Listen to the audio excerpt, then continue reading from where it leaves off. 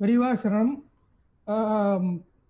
இன்னைக்கு நம்ம எப்பயுமே முக்கியமான இன்டர்வியூ எடுத்துற மாதிரி இன்னைக்கும் ஒரு முக்கியமான வைதிகர், மடத்துக்கு பல வருஷமா மடத்தோட தொடர்பு இருக்கிற, பல தலைமுறையா மடத்தோட தொடர்பு இருக்கிற வைதிகர்.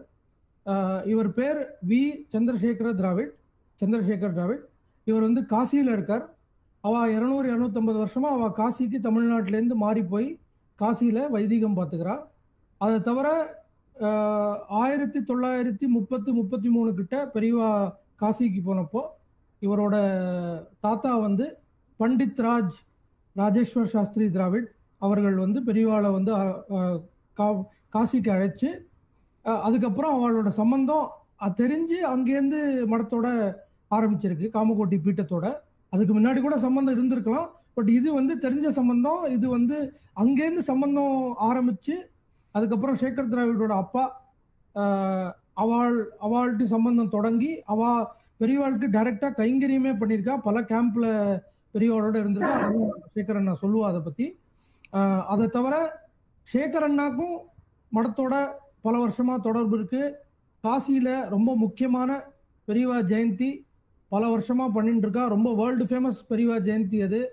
எப்படி நம்ம பெரியவா ஜெயந்தி அனுராதா சபா அப்படின்னு சொன்னா சில இடங்கள் ரொம்ப ஃபேமஸ் வேர்ல்டுல.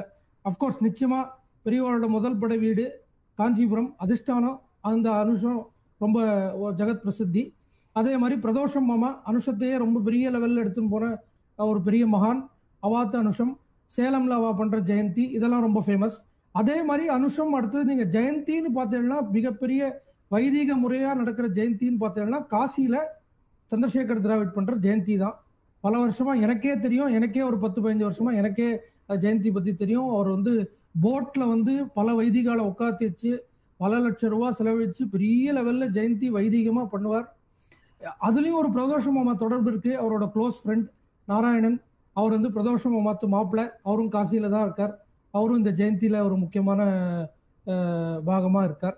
ஸோ அதனால நம்ம முதல்ல திராவிட பரம்பரை, இப்போ மடத்துல வந்து பல வைதிகாலோட பெரிய பெரிய பரம்பரை எல்லாம் இருக்கு. யாகம் யஜ்யம்னு பார்த்தீங்கன்னா முசிறி பரம்பரை இருக்கு, தந்துக்குரி பரம்பரை இருக்கு. அதே மாதிரி வைதீகம், பாராயணம், வேதம், இதெல்லாம் நிரீட்சணம், எக்ஸாம்ஸ் அதெல்லாம் நீங்க பார்த்தீங்கன்னா அதுல வந்து திராவிட் பரம்பரை. அதுல வந்து சொல்லவே வேண்டாம், சேகர் திராவிட் எல்லாருக்கும் தெரிஞ்சவர், ரொம்ப ஃபேமஸ். அதே மாதிரி அவளோட கசின் மணி திராவிட் சாஸ்திரிகள், ரமேஷ் திராவிட் சாஸ்திரிகள், அதுக்கப்புறம் அவரோட சித்தப்பா இப்போ ராமர் கோயில் பிரதிஷ்டைக்கு டேட் எல்லாம் நிர்ணயம் பண்ணி ஃபிக்ஸ் பண்ணி கொடுத்தா, அதுக்கெல்லாம் பெரியவா கூட ராமர் கோயில் இது பிராண பிரதிஷ்டைக்கெல்லாம் போயிட்டு வந்தா. அதெல்லாம் அந்த மாதிரி பல முக்கியமான விஷயங்கள், அவளோட பெரியவா அனுபவங்கள். சேகர் திராவிடோட அப்பா பெரியவா கேம்ப்ல சத்தாரால கைங்கரி எல்லாம் பண்ணியிருக்கா. அதை பத்திலாம் சொல்ல போறா. பெரிய வைதிகர், அதனால நான் பெரிய இன்ட்ரடக்ஷன் கொடுக்குறேன் அவருக்கு. சேகரன்னா நீங்க கொஞ்சம் உங்க அனுபவத்தை நீங்க சொல்ல ஆரம்பிக்கலாம். திராவிட பரம்பரையை பத்தி சொல்லி, அதுக்கப்புறம் காசியில உங்க தாத்தா பெரியவாளை அழைச்சதை சொல்லி, அதுக்கப்புறம் அப்படியே ஒரு ஒண்ணு சொல்லுவோம். நமஸ்காரம். நமஸ்காரம். ஸ்ருதி ஸ்மிருதி புராணானாம் ஆலயம் கருணாலயம் நமாமி பகவத்பாத சங்கரம் லோகசங்கரம். சதாசிவ சமாரம்பாம் சங்கராச்சாரிய மத்தியமாம் அஸ்மதாச்சாரிய பரியந்தாம் வந்தே குரு பரம்பராம். அபார கருணா சிந்தும் ஞானதம் சாந்தரூபிணம் ஸ்ரீ சந்திரசேகர குரும் பிரணமாமி முதான்வகம். விஸ்வேஷம் மாதவம் டுண்டிம் தண்டபாணிஞ்ச பைரவம் வந்தே காஷீம் குஹாம் கங்காம் பவானீம் மணிகர்ணிகாம். ஸ்ரீ குருப்யோ நமஹ. பரம பவித்திரமான இந்த பாரத தேசம், இந்த பாரத தேசத்துல பல மகான்கள் அவதாரம் எடுத்திருக்கா. அப்படி பாக்குறச்சே பகவானே சாட்சாத்தா அவதாரம் எடுத்தாலுமே இந்த பாரத தேசத்துல தான் அவதாரம் எடுத்திருக்கா. ராமரா இருக்கட்டும், கிருஷ்ணரா இருக்கட்டும், அது மாதிரி பல மகான்கள், ராமகிருஷ்ண பரமஹம்சரா இருக்கட்டும். அதே சமயத்துல 2500 வருஷம் முன்னாடி சாட்சாத்தா சங்கரரோட ஸ்வரூபமா இருக்கக்கூடிய பகவத்பாத ஆதிசங்கரர், அவரும் இந்த பாரத தேசத்துல தான் ஆவிர்வாவம் ஆயிருக்கார்.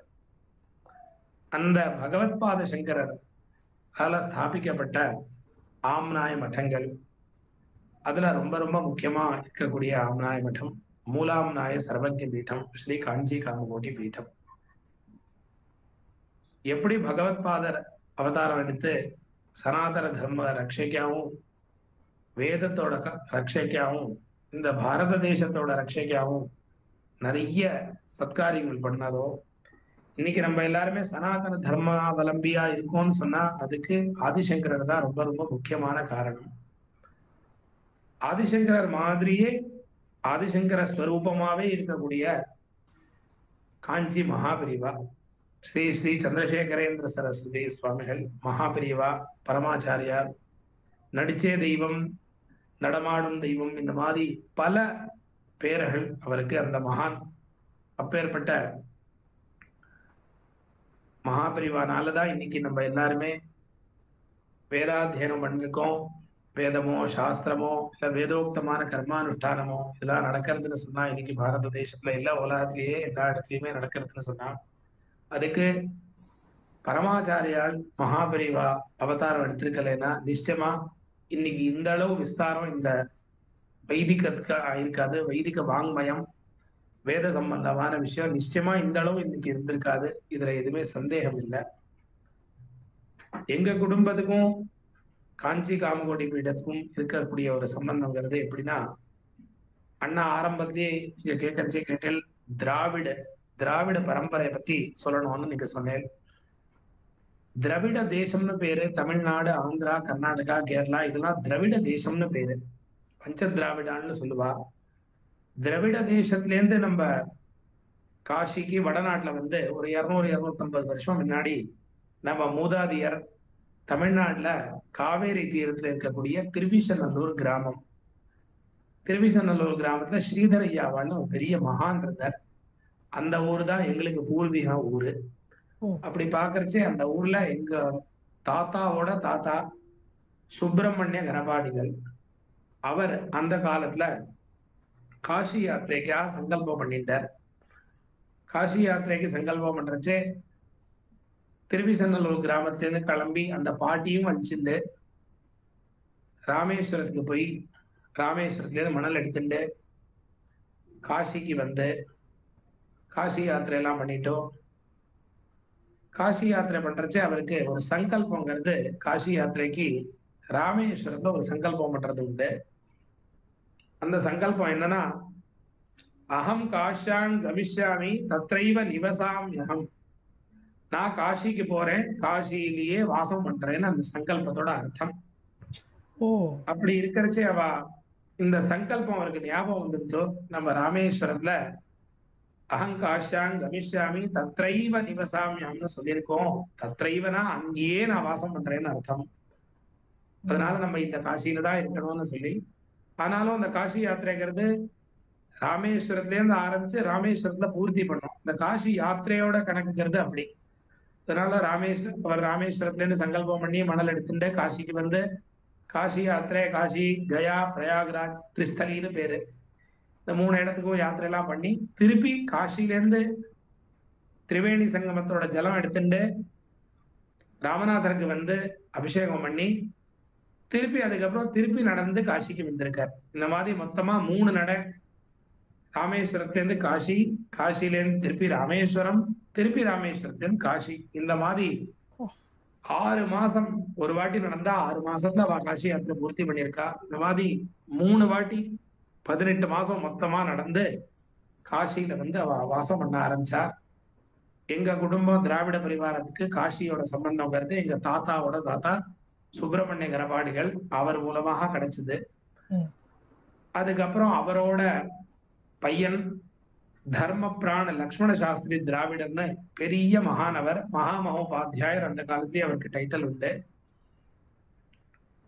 அவருக்கு தர்ம பிரான்னு ஒரு டைட்டில். தர்மமே அவருக்கு உயிர். அப்பேற்பட்ட ஒரு தார்மிகர் அவர். தர்ம சிந்தனை உள்ளவர், மகா வித்வான். அவர் காசியில இருந்தார். அவர் காலத்துல வல்லபராம் சாலிகிராம் சாங்கவேத வித்யாலயம்னு இங்க கொள்ளு தாத்தாவால ஸ்தாபிக்கப்பட்ட ஒரு பாடசாலை. அந்த பாடசாலையில 4 பேருக்கு இருக்கக்கூடிய எல்லா சாக்கையும் அத்தியாபனம், வேதம், சாஸ்திரம், புராணம், ஜோதிஷம் எல்லா விஷயங்களும் அங்க ஒரே இடத்துல சொல்லி தர மாதிரி இன்னிலேருந்து கிட்டத்தட்ட 105 வருஷம் முன்னாடி அது ஸ்தாபிக்கப்பட்டது காசியில. காசியில கங்கா தீரத்துல பஞ்சகங்கா காட், பிந்து மாதவர் ரொம்ப பிரசித்தம். பிந்து மாதவர் இருக்கக்கூடிய கட்டம்ங்கிறது பஞ்சகங்கா காட்டு. அதுக்கு பக்கத்துல ராம்காட்னு இருக்கு. அந்த ராம்காட்ல இந்த பாடசாலை ஸ்தாபிக்கப்பட்டது. அந்த பாடசாலை மூலமாக நிறைய வேத சாஸ்திர வித்வான்கள் தயாராயிருந்தா. லக்ஷ்மண சாஸ்திரி திராவிடர் அவருக்கு 100க்கு மேல சிஷ்யால் அவருக்கு. அப்பேற்பட்ட ஒரு மகான் லக்ஷ்மண சாஸ்திரி திராவிடர். அவெல்லாம் பிராதஸ்மரணியாள்னு சொல்லுவா. பார்த்தால் என்னென்ன உடனே நம்ம அவளை நினைக்கக்கூடிய அப்பேற்பட்ட ஒரு தியாகிகள், வித்வான்கள், தபஸ்விகள். அவரோட பையன் பண்டிதராஜ பத்ம விபூஷண ராஜேஸ்வர சாஸ்திரி திராவிடர். இவர் ரொம்ப ரொம்ப பிரசித்தமான வித்வான். பாரத தேசத்துல சாஸ்திரங்கள், பல சாஸ்திரங்கள் இருக்கு. அதை பார்க்கறச்சே முக்கியமா ராஜநீதி சாஸ்திரம்னு ஒண்ணு இருக்கு, அர்த்த சாஸ்திரம்னு ஒண்ணு இருக்கு. இந்த அர்த்த சாஸ்திரத்துக்கு முக்கியமா சாணக்கியர்னு, சாணக்கிய நீதினு சொல்லுவா. இந்த சாணக்கியர் அர்த்த சாஸ்திரத்தை பத்தி நிறைய சொல்லியிருக்கார். சாணக்கியர் எப்படி ஒரு பெரிய வித்வானா இருந்தாரோ அந்த மாதிரி பூலோகத்துல மனுஷால வித்வான் அல்ல, பண்டிதராஜ் ராஜேஸ்வர சாஸ்திரி திராவிடால வித்வான்கள் எல்லாருமே பெரியவா சொல்லுவா. அவ்வளவு பெரிய வித்வான் அவர். அவருக்கு தன்னோட வயசுல 14வது வயசுல அவருக்கு பண்டிதராஜா இந்த உபாதி, இந்த டைட்டில் அவருக்கு கிடைச்சது. 14வது வயசுலயே அவருக்கு கிடைச்சது. சோ அவ்வளவு பெரிய வித்வான். 100கணக்கா சிஷ்யால அவளுக்கு இருந்திருக்கா இந்த பாரத தேசம் ஃபுல்லாவே. காஞ்சி மடத்துக்கும் நம்மளுக்கும் இருக்கக்கூடிய சம்பந்தம், திராவிட ஃபேமிலிக்கும் இருக்கக்கூடிய சம்பந்தம். லக்ஷ்மண சாஸ்திரி திராவிடர் இங்க கொள்ளு தாத்தா அவர் காலத்திலே இருந்திருக்கு. அதே சமயத்துல மகாபிரிவா காசிக்கு யாத்திரை வரைச்சே, பாத யாத்திரையா காசிக்கு வரைச்சே 1933-34 காசி எல்லையில பூர்ணகும்பம் வந்து காசிக்கு காசி ராஜாவோட சேர்ந்து பூர்ணகும்பம் வந்து ஸ்வாகதம் பண்ணது எங்க தாத்தா. அந்த பாக்கியம் அவருக்கு கிடைச்சது, எங்க குடும்பத்துக்கு கிடைச்சது. அப்பேற்பட்ட பண்டிதராஜ ராஜேஸ்வர சாஸ்திரி திராவிடர் அவர் காசியில இருந்தார். நிறைய வித்வான்களை அவர் தயார் பண்ணார். அவருக்கு 3 பசங்க, 3 சந்ததி. வீரேஸ்வர சாஸ்திரி திராவிடர் மூத்தவர். 2வது சித்தப்பா, எங்க சித்தப்பா, அவரோட 2வது பையன் ஸ்ரீ விஸ்வேஸ்வர சாஸ்திரி திராவிடர். 3வது பையன் வேதசாஸ்திர சம்பன்ன ஸ்ரீ கணேஸ்வர சாஸ்திரி திராவிடர்.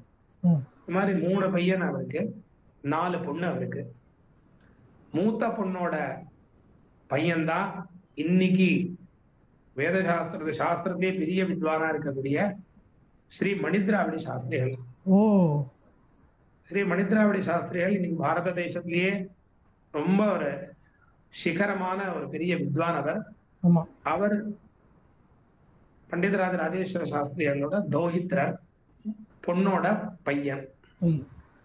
அதே சமயத்துல பண்டிதராஜ ராஜேஸ்வர சாஸ்திரி திராவிடோட மூத்த பையன் வீரேஸ்வர சாஸ்திரி திராவிட், பையா மாமான்னு அவரை சொல்லுவா. அவர் எங்க அப்பா. அவருக்கும் நம்ம காஞ்சி மடத்துக்கும் இருக்க அவருக்கும் அந்த கைங்கரிய பாக்கியங்கிறது லக்ஷ்மண சாஸ்திரி திராவிடர் அவர்கிட்ட ஆரம்பிச்சு நம்ம காஞ்சி மடத்தோட சம்பந்தம்ங்கிறது எனக்கு தெரிஞ்சதுல ஒரு காலம். அதுக்கு முன்னாடியில இருந்தும் காஞ்சி மடத்துக்கும் நம்மளுக்கும் திராவிட சம்பந்தம் இருந்திருக்கலாம், எனக்கு தெரியல. நான் தெரிஞ்ச வரையில் இந்த விஷயத்த சொல்றேன். இந்த மாதிரி மகாபரிவா பாத யாத்திரையில இருக்கிறச்சே, அகில பாரத பாத யாத்திரையில இருக்கிறச்சே அப்பாவுக்கும் ஒரு 4 வருஷம் மகாபரிவாரோட கைங்கரியம் பண்ற வாய்ப்பு கிடைச்சது. காஷி பையான்னு சொல்லுவா அவரை. பெரியவாளுக்கு அத்தியந்த பிரிய பாத்திரர். கைங்கரியத்துல பெரியவாளோட நிறைய சமயத்துல பெரியவாளோட ரிக்ஷா அப்பாவும் ஓட்டுறதுக்கு அவருக்கும் ஒரு பாக்கியம் கிடைச்சது. 2வது பையன் பண்டிதராஜ ராஜேஸ்வர சாஸ்திரி திராவிடோட விஸ்வேஸ்வர சாஸ்திரி திராவிட்னு பேரு. அவரும் காசியில இருக்கார். காசியில கொள்ளு தாத்தாவால ஸ்தாபிக்கப்பட்ட சாங்குவேர வித்யாலயத்துக்கு இன்னைக்கும் அவர் அத்தியட்சமா இருந்து, சேர்மேனா இருந்துட்டு பாடசாலை நிர்வாகம் பண்ணிட்டு இருக்கார்.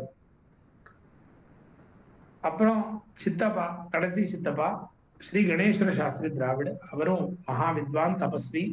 அவரும் காசியில இருந்துட்டு சாங்குவேர வித்யாலய பாடசாலை நிர்வாகம் பண்ணிட்டு இருக்கார். அதே சமயத்துல ரொம்பவே எதிர்பார்க்கிற, நம்ம சனாதன தர்மத்தில் இருக்கக்கூடிய எல்லாருக்குமே ரொம்பவே ஆவலா எதிர்பார்க்கிற ஒரு விஷயம், பல பேர் தியாகம் பண்ணி தபஸ் பண்ணி கிடைச்ச ராமர், அயோத்தியில இருக்கக்கூடிய ராமர். அப்பேற்பட்ட ராம ஜென்ம பூமியில பாலராமரோட ஸ்தாபனை போது பல வித்வான்கள்ட்ட முகூர்த்தம் கேட்டா. அப்படி இருக்கிறச்சே காஞ்சி ஆச்சாரியா ஸ்ரீ ஸ்ரீ சங்கரவிஜயேந்திர சரஸ்வதி சுவாமிகள் பெரியவா சொல்லி குருஜி சித்தப்பாட்டியும் இந்த முகூர்த்தம் கேட்கப்பட்டது, கணேஸ்வர சாஸ்திரி திராவிடர்கிட்டையும் கேட்கப்பட்டது. ராமரோட கிருப்பையால பல பேர் முகூர்த்தம் தந்திருந்தா, ஆனா இவர் தந்த முகூர்த்தம் ராமர் கிருப்பையாலையும் காஞ்சி ஆச்சாரியாலோட கிருப்பையாலையும் இந்த முகூர்த்தத்தை அவ ஒத்துக்கப்பட்டது. இந்த முகூர்த்தத்துல சுவாமியை பிரதிஷ்டை பண்ணலான்னு பகவானோட கருணையால இந்த அனுகிரகங்கிறது எங்க குடும்பத்துக்கு, திராவிட ஃபேமிலிக்கு, கணேஸ்வர சாஸ்திரி திராவிட எங்க சித்தவா அவருக்கு இந்த ஒரு பெரிய மகத்தான ஒரு பாக்கியம் கிடைச்சது. அது நம்ம குடும்பத்துக்கே, திராவிட ஃபேமிலிக்கே ஒரு பெரிய கௌரவமான ஒரு விஷயம், பெரிய பாக்கியமான விஷயம். கணேஸ்வர சாஸ்திரி திராவிடர் வேதம் சாஸ்திரம் படிச்சவர், நிறைய விஷயம் தெரிஞ்சவர், தபஸ்வி, வேத புஸ்தகங்கள்லாம் போட்டிருக்கார், சாஸ்திரங்கள்லயும் பல இது பண்ணியிருக்கார், தியாகியா இருக்கார். பல பேருக்கு வாழ்க்கையில ஜோதிஷ சாஸ்திரத்தையும் பெரிய வித்வானவர். நிறைய பேருக்கு நிஸ்வார்த்த பாவமாவே நிறைய சேவை பண்ணியிருக்காரு, பண்ணிட்டு இருக்காரு இன்னைக்கும். அப்பேற்பட்ட ஒரு குடும்பத்துல பகவத் அனுகிரகத்துல நம்மளும் இருக்கோம்னு சொன்னா, நம்ம ஒன்றும் அவ்வளவு பெரிய விஷயஞாலோ நம்ம பெரிய அப்படி கிடையாது. ஆனா நம்ம மூதாதையர் எல்லாருமே கொள்ளு தாத்தா, தாத்தா, அப்பா, சித்தப்பா, அப்புறம் இங்க அத்தையப்பையன் மணி திராவிட சாஸ்திரிகள் எல்லாருமே 4 பக்கமும் நம்ம சமூகம் பாக்குறச்சு எல்லாருமே பெரிய மகாவித்வானா இருந்திருக்கா. இந்த மாதிரி திராவிட ஃபேமிலிக்கு இருக்கக்கூடிய ஒரு விஷயம் இது. மகா பெரிவாளோட அனுகிரகம் நம்ம குடும்பத்துக்கு எப்படி கிடைச்சது, அது ரொம்ப முக்கியமான ஒரு விஷயம். நம்ம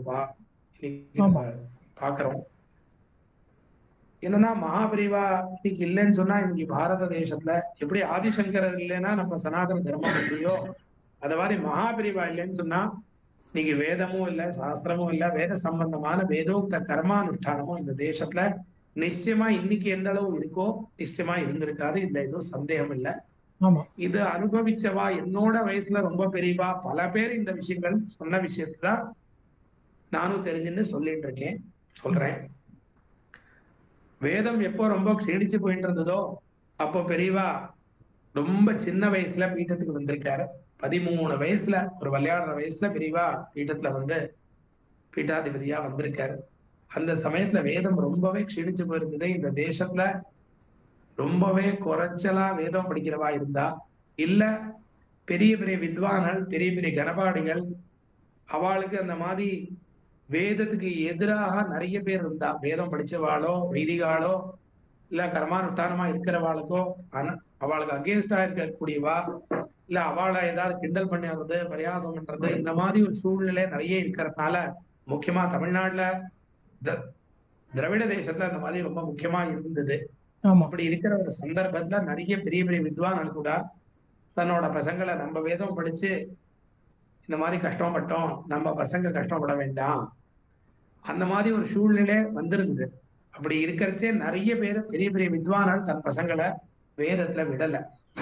லௌகிகமா ஒரு ஜெனரேஷன் ஆறா மாதிரி ஒரு சிச்சுவேஷன். அப்படி இருக்கிறச்சேதான் மகாபெரிவா எல்லாரையும் புரோத்சாகனம் பண்ணி ஒரு குடும்பத்துல வேதம் நம்மளை காப்பாத்தும், என்னைக்குமே நம்ம கைவிடாது, இந்த மாதிரி பல விஷயங்கள் பண்ணி அவளை புரோத்சாகனம் பண்ணி, நீங்க என்ன குருவா ஏத்துக்கிறேன்னா 2 பசங்க இருக்கிறச்சே ஒரு பையனையாவது வேதத்துல விடுங்கோ அப்படிலாம் பெரியவா சொல்லி, இன்னைக்கு இத்தனை பேர் 4 வேதத்துல இருக்கக்கூடிய எல்லா சாக்கையும் இருக்குன்னு சொன்னா, 4 வேதத்துல ரிக்வேதம், எதிர்வேதம், எதிர்வேதத்தை சுக்ல எதிர்வேதம், காண்வ சாக்கை, மாத்தியந்திரி சாக்கை, இதெல்லாம் இவ்வளவு பெரிய கனபாடிகள் வித்வான் இருக்காளா, இருக்கானா?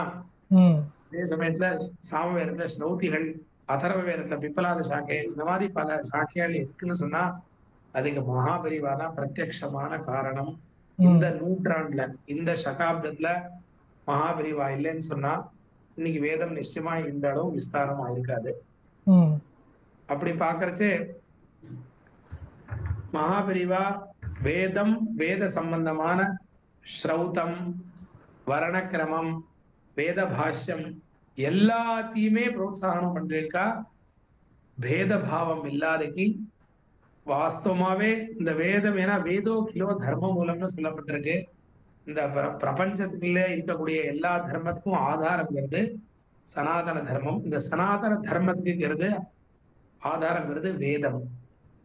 வேதமும் கோவும் பிராமணாலும் இது இவா எல்லாருமே ஆதாரமா சாஸ்திரங்கள்ல சொல்லப்படுறது. அதுல வேதோ கிலோ தர்ம மூலம், ரொம்ப ரொம்ப முக்கியமான விஷயம் வேதம். இந்த வேதம் இருந்தாதான் லோகக்ஷேமம் ஏற்படும். வேதம் மூலமாக தான் எல்லா விதமான வேதம்னா வேதம், வேதம் புராணம், சாஸ்திரங்கள் எல்லாத்துக்கும் ஆதாரங்கிறது வேதம்.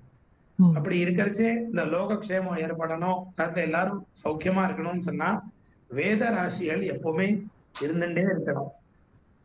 10 தசாவதாரம் பகவான் மகானா விஷ்ணு எடுத்தார். அப்படி இருக்கிறச்சே மத்ஸ்யாவதாரம், வராகாவதாரம் எல்லாமே இந்த வேதத்தை காப்பாத்துறதுக்காகவே ஒரு அவதாரம் பகவான் எடுத்திருக்கா. ஏன்னா அசுரால்லாம் என்ன பண்ணானா இந்த வேதத்தை மறைச்சு வச்சுடுவோன்னு அப்படி முயற்சி பண்ணிட்டு பகவானே வந்து வேதத்தை காப்பாத்துற மாதிரி இந்த 100 நூற்றாண்டுல மகாபெரிவாளே பகவத் ஸ்வரூபமா இருக்கக்கூடிய சங்கர ஸ்வரூபமா, சாட்சாதா சங்கர ஸ்வரூபமா இருக்கக்கூடிய மகாபெரிவா வந்து இந்த வேதத்தை காப்பாத்துறதுக்காக எல்லா விதத்திலும் முயற்சி பண்ணியிருக்கா. ஒரு விதம்னு இல்ல, 100 விதம் 1000 விதம்னு சொல்லலாம். எப்படியாவது இந்த வேதத்தை காப்பாற்றணும், இந்த வைதிகால காப்பாற்றணும், வேத சம்பந்தமான விஷயங்களை காப்பாற்றணும்னு சொல்லி அவ்வளவு விஷயங்கள் மகாபெரிவா பண்றச்சு. வேதம், ஸ்ரௌதம், வேத பாஷ்யம், வர்ணக்கிரமம், இது எல்லாமே இன்னைக்கு இவ்வளவு வித்வான்கள் இருக்கான்னு சொன்னா பெரியவாளோட தூண்டுதல் தான். பெரியவா சொல்லிதான் பல வித்வான்கள் படிச்சு இன்னைக்கு அவ லோகோத்தரமா இருக்கா.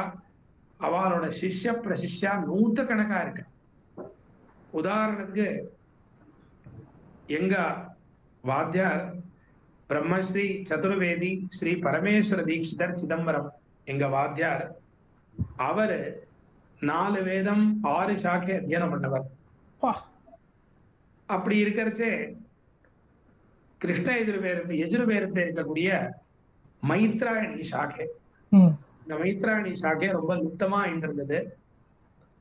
அதுல ஒருத்தர் 2 பேரு தான் நாசிக்ல மகாராஷ்டிரால இருந்தா. அவளும் வயசானவாளா இருந்தா. அவள்கிட்ட யாராவது போய் இந்த மைத்ராயணி சாக்கை படிக்கலைன்னா அந்த சாக்கை லுப்தமாயிருக்கும். வேதம் பொறுத்தவரையில் எப்படின்னா குரு சிஷ்ய பரம்பரைன்னு பேரு. ஒரு வாத்தியார்கிட்டேருந்து படிச்சு பரம்பரையா வரணும், அப்பதான் அதுக்கு மகத்துவம் இருக்கு. ஏதோ நம்மளுக்கு கடையில புஸ்தகம் கிடைக்கிறது, பாகவதமோ ராமாயணமோ இல்ல வேற ஏதோ ஒரு புஸ்தகம் கிடைக்கிறது படிச்சு அதுக்கு வாத்தியார் வச்சுக்கணும்னு அவ்வளவு அவசியம் இல்லை. ஆனா வேதம் பொறுத்தவரை ஸ்ருதி பரம்பரைன்னு பேரு, குரு சிஷ்ய பரம்பரை. வாத்தியார்கிட்டேன்னு கத்துண்டுதான் அது பரம்பரை மேல கண்டினியூ பண்ண முடியும். தவிர அந்த வாத்தியார் அந்த சாக்கை தெரிஞ்சவா இல்லைன்னு சொன்னா அவள்கிட்ட யாரும் அத்தியனம் பண்ணலைன்னா அந்த சாக்கை அதோட முடிஞ்சு போயிடும். அப்படிதான் இந்த பாரத தேசத்துல ஆயிரக்கணக்கா சாக்கைகள் லுப்தமா ஆயிடுத்து. ரிக்வேதத்துல 21 சாக்கைகள் இருந்தது, இன்னைக்கு பாரத தேசத்துல 2 சாக்கை தான் இருக்கு. யஜுர்வேதத்துல 101 சாக்கை இருந்தது, இப்போ 4 சாக்கை தான் இருக்கு. சாம வேதத்துல 1000 சாக்கை இருந்தது, இன்னைக்கு 3 சாக்கை தான் இருக்கு. அதர்வ வேதத்துல 9 சாக்கை இருந்தது, இன்னைக்கு 2 சாக்கை தான் இருக்கு. அப்படிதான் அது ஒரு சந்தர்ப்பத்துல சொல்லித்தர முடியாத ஒரு சூழ்நிலையில அந்த சாக்கையெல்லாம் லுப்தமாயிடுச்சு. இப்போ 10 சாக்கை பாரத தேசத்துல இருக்குன்னு சொன்னா அதுக்கான பிரத்யட்சமான காரணம் மகாபெரிவா. எங்க வாத்தியார பரமேஸ்வர தீட்சிதர் அவரை ஐயாவை பெரியவா சொல்லி அவர் நாசிக்கு போய் அத்தியனம் பண்ணி, எங்க வாத்தியார் அப்புறம் பிரம்மஸ்ரீ ஜட்டாவல்லவர் கல்யாணராமதி ஐயா அவர் சிதம்பரம், அவ 2 பேரும் போய் மைத்ராயணி சாக்கை அத்தியனம் பண்ணி, எங்க வாத்தியார் பரமேஸ்வர தீட்சிதர் ஐயா அவர் 100 கணக்கா சிஷ்யாளுக்கு மைத்ராயணி சாக்கை சொல்லி தந்து, சிஷ்ய பிரசிஷ்யா இன்னைக்கு பாரத வருஷத்துல மைத்ராயணி சாக்கையில 150 இருந்து 200 பேர் இருக்கு. இந்த 200 பேர் இருக்கான்னு சொன்னா சொல்லி கொடுத்ததுதான் அவ்வளவு பேர். ஆமா, ஒரே ஒருத்தர் இருந்தார். ஒரே ஒருத்தர் இருக்காருன்னா அது யாருக்கு தெரிஞ்சது? மகாபெரிவாக்கு தெரிஞ்சது. மகாபெரிவா சொல்லி தான் எங்க வாத்தியார் போயிருக்காரு. எங்க வாத்தியார் அத்தியனம் பண்ணி இன்னைக்கு சிஷ்ய பிரசிஷ்யா 150 இருந்து 200 பேர் இருக்கான்னு சொன்னா அது காரணம் மகாபெரிவா. அதே சமயத்துல சாமவேதத்துல ஜெய்மினி சாக்கை, இந்த சாக்கையும் லுப்தமாயிட்டு இருந்தது. அப்போ மகாபெரிவா தான் சொல்லி தமிழ்நாட்டுல தஞ்சாவூர் பக்கத்துல தோகூர் அந்த இடத்த வித்வான் இருந்தார், ஜெய்மினி சாக்கை தெரிஞ்சவர். ஆமா, அவர்கிட்ட 2 பேர் போய் அத்தியனம் பண்ணி இன்னைக்கு அந்த சாக்கையில 100 கணக்கா வித்வான் இருக்கா. அதே சமயத்துல அதர்வ வேதத்துல இருக்கக்கூடிய பிப்பலாத சாக்கை அதுவும் ரொம்ப லுப்தமா இருந்தது. அந்த சாக்கையிலையும் இன்னைக்கு வித்வான் இருக்கான்னு சொன்னா பெரியவா தான் காரணம். அதர்வேதத்தோட சௌனக சாக்கை, இதுலயும் ரொம்ப கம்மி, ரொம்ப குறைச்சலா மனுஷா இருந்தா. அப்படி இருக்கிறச்சு குஜராத்ல பஞ்சோலி, குஜராத்ல பஞ்சோலிஜின்னு ஒருத்தர் இருந்தார். அவர்கிட்ட மகாபெரிவா சொல்லி பிரம்மஸ்ரீ சீதாராம கனபாடிகள், பிரம்மஸ்ரீ பாலமணி அண்ணா ரெண்டு பேரும் போய் அத்தியனம் பண்ணி இன்னைக்கு அந்த சாக்கையில 100 150 200 பேர் சௌனக சாக்கையிலையும் வித்வானால் இருக்கா. அப்படி பாக்கறச்சு அந்த சௌனக சாக்கையை அத்தியனம் பண்ணி வந்த பாலமணி சீதாராமன் நாட்டை எங்க வாத்தியார் பிரம்மஸ்ரீ பரமேஸ்வர தீட்சிதர் அவர் அத்தியனம் பண்ணி இன்னைக்கு அவர் மூலமாவும் நிறைய வித்தியார்த்திகள், நிறைய பேர் அதர்வேதம் படிச்சவா இருக்கா சௌனக சாக்கையில. இந்த மாதிரி வேதத்துல இன்னைக்கு 10 சாக்கை நம்ம பாக்குறோம்னு சொன்னா மகாபெரிவா தான் அதுக்கு பிரத்யக்ஷ காரணம். நிச்சயமா மகாபெரிவானால இன்னைக்கு ஆயிரக்கணக்கான கோவில்கள் ஜீரணோத்தாரம் ஆயிருக்கு. எவ்வளோ சத்காரியங்கள், எவ்வளோ தர்மத்துக்கு இன்னைக்கு அஸ்திவாரமா, எப்படி எந்த இடத்துல ராமர் நினைச்சாலும், எந்த இடத்துல ராமரை நினைச்சாலுமே ஆஞ்சநேயரை நினைக்காத இருக்க முடியாதோ, அந்த மாதிரி எங்க வேதத்தை நினைச்சாலுமே அங்க மகாபெரிவான்னு நினைக்காத பூர்த்தி ஆகாது. வேதம்னு இந்த பேச்சு வந்தாலே அந்த இடத்துல மகாபெரிவா எல்லாருக்கும் இது பூர்த்தியே ஆகாது. அப்படி பாக்கறச்சு எங்க வாத்தியார்கிட்டேருந்து சிதம்பரம் பரமேஸ்வர தீட்சிதர், அவரோட பையன் மகாதேவ தீட்சிதர் சிதம்பரத்துல, அவர்கிட்ட நம்மளும் போய் அத்தியனம் பண்ணோம் சிதம்பர கஷேத்திரத்துல. மகாபெரிவாரோட கைங்கரியத்தை பத்தி பேசிட்டு இருந்தோம். எங்க அப்பாவுக்கு மகாபெரிவார்கிட்ட இருக்கிறத ஒரு பரம பாக்கியம் கிடைச்சது. பாத யாத்திரையில இருக்கிறச்சே மகாபெரிவா எங்க அப்பா ஹாஸ்பேட் ஹம்பி அந்த பக்கம்லாம் இருக்கிறச்சே ஒரு 3-4 வருஷம் வரையில் பெரியவார்கிட்ட கைங்கரியம் பண்ணியிருக்கா பாத யாத்திரையில. அப்படி இருக்கிறச்சே ஒரு சந்தர்ப்பத்துல மகாபெரியவா அப்பாட்ட கேக்குறா, எல்லாருமே என்னோட போட்டோ எடுத்துக்கிறா, ஞாபகார்த்தமான பல விஷயங்கள் அவ வச்சுக்கணும்னு ஆசைப்பட்டு வச்சுக்கிறா, உனக்கு அந்த மாதிரி ஏதாவது இச்சை இருக்கா, என்னோட ஞாபகார்த்தமா ஏதாவது ஒரு விஷயம் வச்சுக்கிறதுக்கு உனக்கு அபிப்பிராயம் இருக்கான்னு கேட்ட.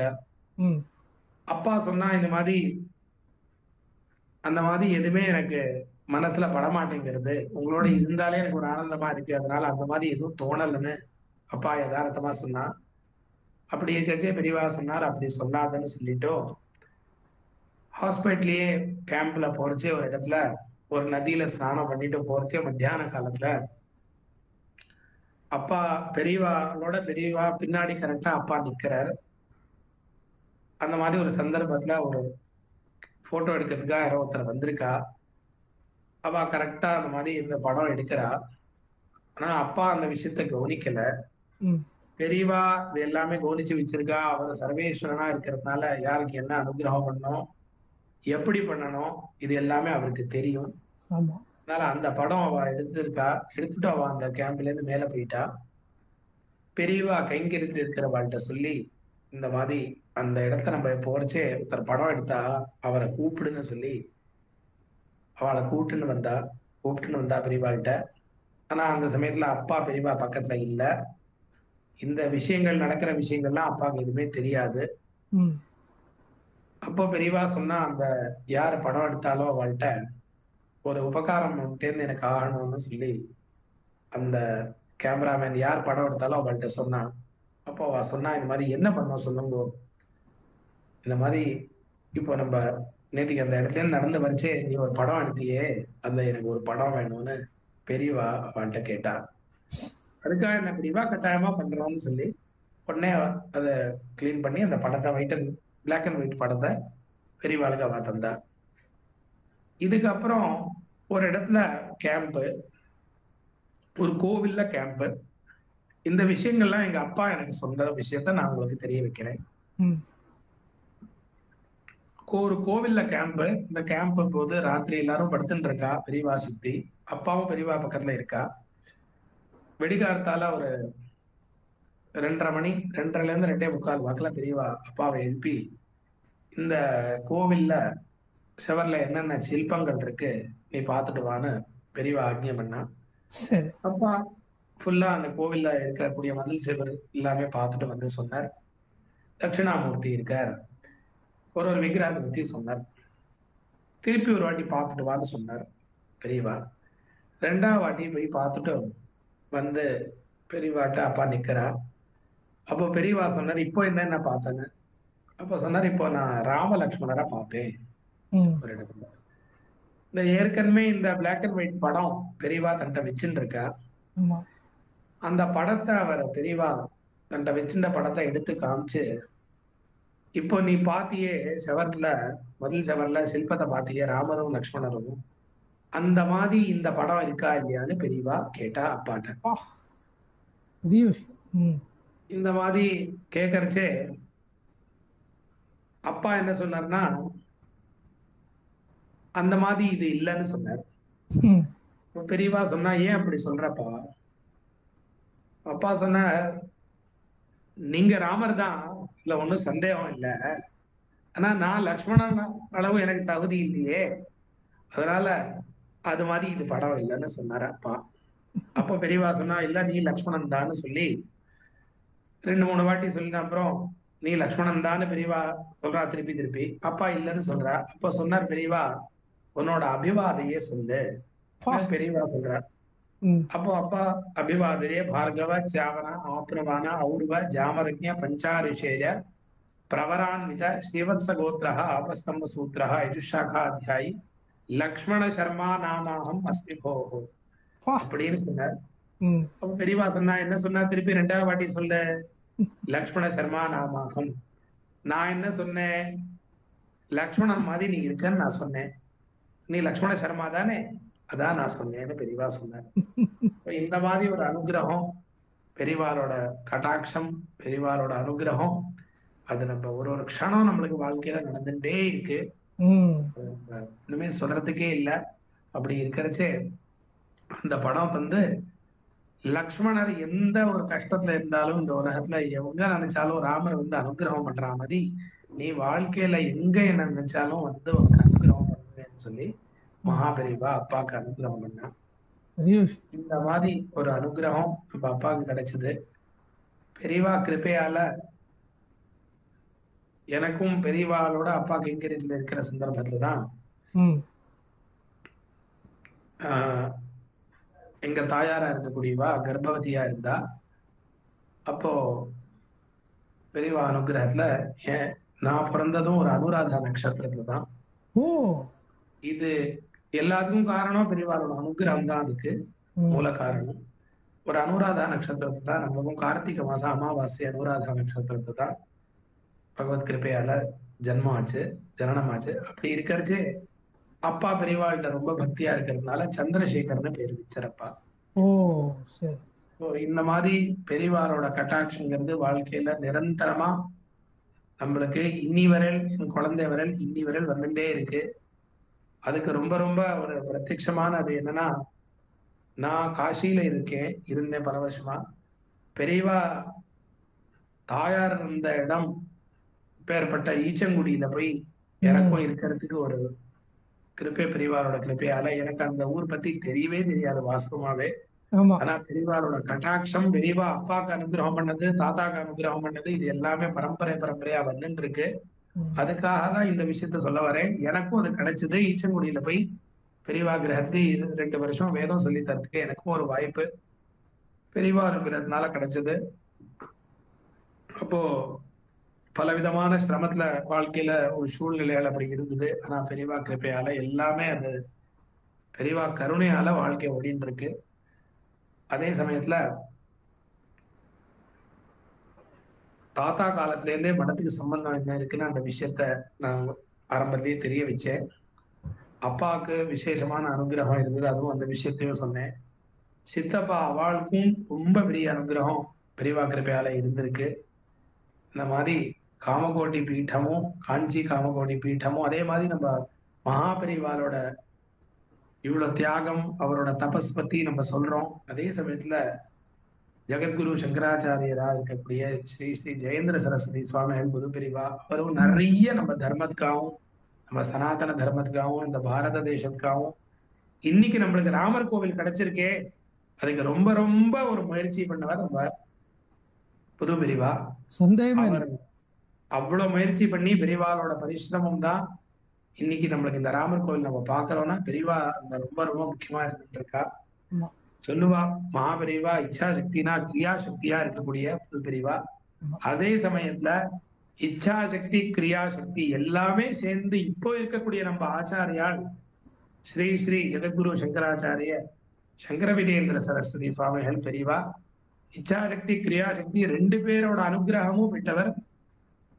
தபஸ்லயும் சரி, லோக விவகாரத்திலயும் சரி, லோக அனுகிரகத்திலயும் சரி, நம்ம பெரியவா மாதிரி இன்னைக்கு பார்க்கவே முடியாது. ஆமா நம்ம காஞ்சி காமகோட்டி பீட்டம் மாதிரி பாக்குறதுக்கு வந்து ரொம்ப துர்லபம். எப்படின்னா 3 வேளையும் திரிகாலமும் இன்னைக்கு ஆச்சாரியால் சுயமா தான் பூஜை பண்றா நம்ம காஞ்சி காமகோட்டி பீட்டத்துல. ஆமா எவ்வளோ விவகாரங்கள் இருக்கு, எவ்வளோ பேர் வரா, எவ்வளோ சிரமங்கள்ல வரா, எல்லாருக்கும் சமாதானப்படுத்தி அதே சமயத்துல பூஜையும் சுயமா ஒரு பீட்டத்துல ஆச்சாரியா திரிகாலமும் பண்றான்னு சொன்னா அது நம்ம காஞ்சி காமகோட்டி பீட்டத்துக்கு தான் நடக்கிறது. அது ரொம்ப பெரிய சாமானிய விஷயம் இல்லை. ஏன்னா நாங்கெல்லாம் காசியில சாதுர்மாசியம் பெரியவாரோட சாதுர்மாசியம் போன 2 வருஷம் முன்னாடி காசியில நடக்கிறச்சே பிரத்யட்சமா பார்த்தோம். கார்த்தாலேந்து ராத்திரி வரையும் ஜனங்க வந்துட்டு இருக்கா, இவ்வளவு பேர்கிட்ட பெரியவா அனுகிரகம் பண்றா, பல விதமான சிரமங்கள் ஒருத்தர் வரா. அதோட ராத்திரி பூஜை எல்லாம் பாக்கறச்சே 12 மணி 1 மணி வரையில் ஆனாலுமே பெரியவா பொறுமையா பெரியவா மாதிரி பண்ணவே முடியாது. அதே மாதிரி லோக க்ஷேமத்துக்காக சமுதாயமா இருக்கட்டும், பாரத தேசமா இருக்கட்டும், சனாதன தர்மமா இருக்கட்டும், எப்படி இது டெவலப் ஆகும், எப்படி இதுல இருக்கக்கூடியவா எல்லாரும் நல்ல காரியங்கள்ல எல்லாரையும் ஏற்படுத்துறதுக்காக அவ்வளோ ஸ்கீம், அவ்வளோ பேருக்கு நிரந்தரமா பெரியவா அனுகிரகம் பண்ணிட்டு இருக்கா, நிரந்தரமா முயற்சி பண்ணிட்டு இருக்கா. இந்த மாதிரி நம்ம அப்பேற்பட்ட மூலாம் நாய சர்வஜ்ய பீடம் இதோட மகிமைங்கிறது அபாரமான மகிமை. அந்த பீடத்துக்கும் நம்ம குடும்பத்துக்கும் இருக்கக்கூடிய சம்பந்தம் இது ரொம்ப பெரிய ஒரு அனுகிரகமான பிரிக்க முடியாத ஒரு சம்பந்தம், ரொம்ப பெரிய ஒரு அனுகிரகம் இது வாழ்க்கையில. இது நம்ம என்னைக்குமே பிரதி தினமும் இந்த விஷயத்த நம்ம நினைச்சு பார்க்கிறோம். உங்க தாத்தா வந்து பெரியவாளை காசிக்கு அழைச்சப்போ ஏதாவது கேள்விப்பட்ட சம்பவம் ஏதாவது ஞாபகம் வருதா இப்போ? மகாபெரிவா காசிக்கு வரைச்சே காசி ராஜா ஓட எங்க தாத்தா எல்லாருமே காசியில இருக்கக்கூடிய பல வித்வான்கள் எல்லாரும் சேர்ந்து காசியோட எல்லையில போய் ஸ்வாகதத்துக்காக போயிருக்கா. அப்படி இருக்கிறச்சே தாத்தாட்டியே படிச்ச ஒரு வித்வான் அவர் தாத்தாட்ட சொல்ற, குருஜி பெரியவாள்கிட்ட ஒரு கேள்வி நான் கேட்கணும், நீங்க உத்தரவுல நான் கேட்கிறேன்னு. அப்போ தாத்தா சொல்றார், பண்டிதராஜ ராஜேஸ்வர சாஸ்திரி திராவிட அவர் சொல்றார், அவர் சர்வேஸ்வரன், அவர் அவதார புருஷர், அவர்கிட்ட நம்ம எதுவும் கேள்வி கேட்க வேண்டாம். 2வது அவர் அதிதியா இப்ப வந்திருக்காரு, நம்ம ஸ்வாகதத்துக்காக வந்திருக்கோம், அதனால இந்த சமயம் இந்த கேள்வி எல்லாம் கேட்கறது உச்சிதம் இல்லைன்னு தாத்தா சொல்றார். ஆனாலும் அவருக்கு மனசுல ரொம்ப கௌதூகலமா இருக்கிறவர், இல்ல குருஜி நாங்க கேட்கணும்னு சொல்லி, சரிப்பா நீங்க உனக்கு மனசுல அப்படி இருக்கா கேளுன்னு சொல்லி காசி எல்லையிலேயே அவர் தாத்தா சிஷ்யர் அவரை கேட்கிறார். மகாபெரிவாள்கிட்ட, ஆச்சாரியால் உங்கள்ட்ட ஒரு கேள்வி கேட்கணும், கேட்கலாமான்னு. கேளுங்கன்னு பெரியவா சொல்லிச்சு, உங்களை ஜெகத்குருன்னு சொல்றாளே, இது எப்படி உங்களை ஜெகத்குரு சொல்றா? நீங்க உலகத்துக்கே பாடம் எடுத்தீங்களா, இல்ல உலகமே வந்து உங்கள்ட்ட பாடம் சொல்லிட்டுதா? எதனால நீங்க உத்தரா இருந்துன்னு உங்களை ஜெகத்குரு சொல்றாளே, இதுக்கு என்ன காரணம்னு பெரியவாள்கிட்ட அவ கேட்டுடுறா. அப்படி இருக்கச்சே பெரியவா சொல்றா, காசிக்கு வந்திருக்கோம், நம்ம காசி எல்லையில இருக்கோம், காசி வித்வானால் நம்மகிட்ட கேள்வி கேட்டுட்டா, இனிமே நம்ம இதுக்கு பதில் சொல்லுவோம், பதில் சொல்றதுக்கு பயிற்சி பண்ணுவோம். அவளுக்கு சமாதானமா பதில் ஆச்சுன்னா நம்ம காசிக்கு போகலாம், விஸ்வநாதர் தரிசனம் பண்ணலாம். இல்லைன்னா நம்மளுக்கு இவ்வளவுதான் அனுகிரகம்னு நம்ம நினைச்சு போனேன். இந்த விஷயங்கள் எல்லாமே நான் எங்க அப்பாட்ட இருந்து தெரிஞ்ச விஷயங்கள் நான் உங்கள்கிட்ட சொல்றேன். நான் எதுவுமே புஸ்தகத்திலயோ எதுவுமே படிச்சது இல்லை. எங்க அப்பா இன்னும் சில பெரியவாள்கிட்ட இருந்து கேள்விப்பட்ட விஷயத்த அப்படியே சொல்றேன் உங்களுக்கு. அப்படி இருக்கிறச்சே அந்த காலத்துல எப்பவுமே நம்ம மடத்துல கூடியே பல வித்வானால் கூடியே இருப்பா. எப்பவுமே வேதசாஸ்திரம் தெரிஞ்ச வித்வானால் எப்பவுமே நம்ம மடத்தை பொறுத்தவரை கைங்கரியத்திலேயே பல கரபாடிகள் பல வித்வானால் எப்பவுமே இன்னைக்கும் இருக்கா. அந்த காலத்தையும் சாஸ்திரம் வேதம் படிச்சவா நிறைய பேர் பெரியவா கைங்கரியத்துல கேம்ப்ல இருப்பா. அப்படி இருக்கிறச்சே பெரியவா சொல்றா, இந்த மாதிரி காசி வித்வானால் கேட்டுட்டா, இனிமே நம்ம இதுக்கு சமாதானப்படு, அடுத்ததுக்கு சபை நடக்கிறது, ராத்திரி பூரா சபை நடக்கிறது. இப்படி இருக்கிறச்சே ஒரு வித்வானால ஒரு பதில் சொல்றா. அது எதுவுமே சமாதானமா ஆகல. ராத்திரி பூரா சாஸ்திரார்த்தம் நடக்கிறது. தாத்தா இருக்கார், காஷி ராஜா இருக்கார், இன்னும் பல காஷிகள் சேர்ந்த வித்வான்கள் இருக்கா, படத்துல இருக்கிறவாளும் இருக்கா. ராத்திரி பூரா சதஸ் நடந்துட்டு இருக்கு. அதுக்கு எதுவும் சமாதானமே பண்ண முடியல, ஆகல. அப்படி இருக்கிறச்சே கார்த்தால விடிகார்த்தால பெரியவாளும் உட்காந்துருக்கா. ஒரு தர்பாசனம் இருக்கு. அந்த தர்பாசனத்திலிருந்து ஒரு குருவி ஒரு தர்பையா எடுக்கிறது. பெரியவா கேக்குறா, இது என்ன தர்பாசனம், இது என்ன பண்றது? தர்பையா எடுக்கிறது, இதுக்கு என்ன பேரு? குருவி.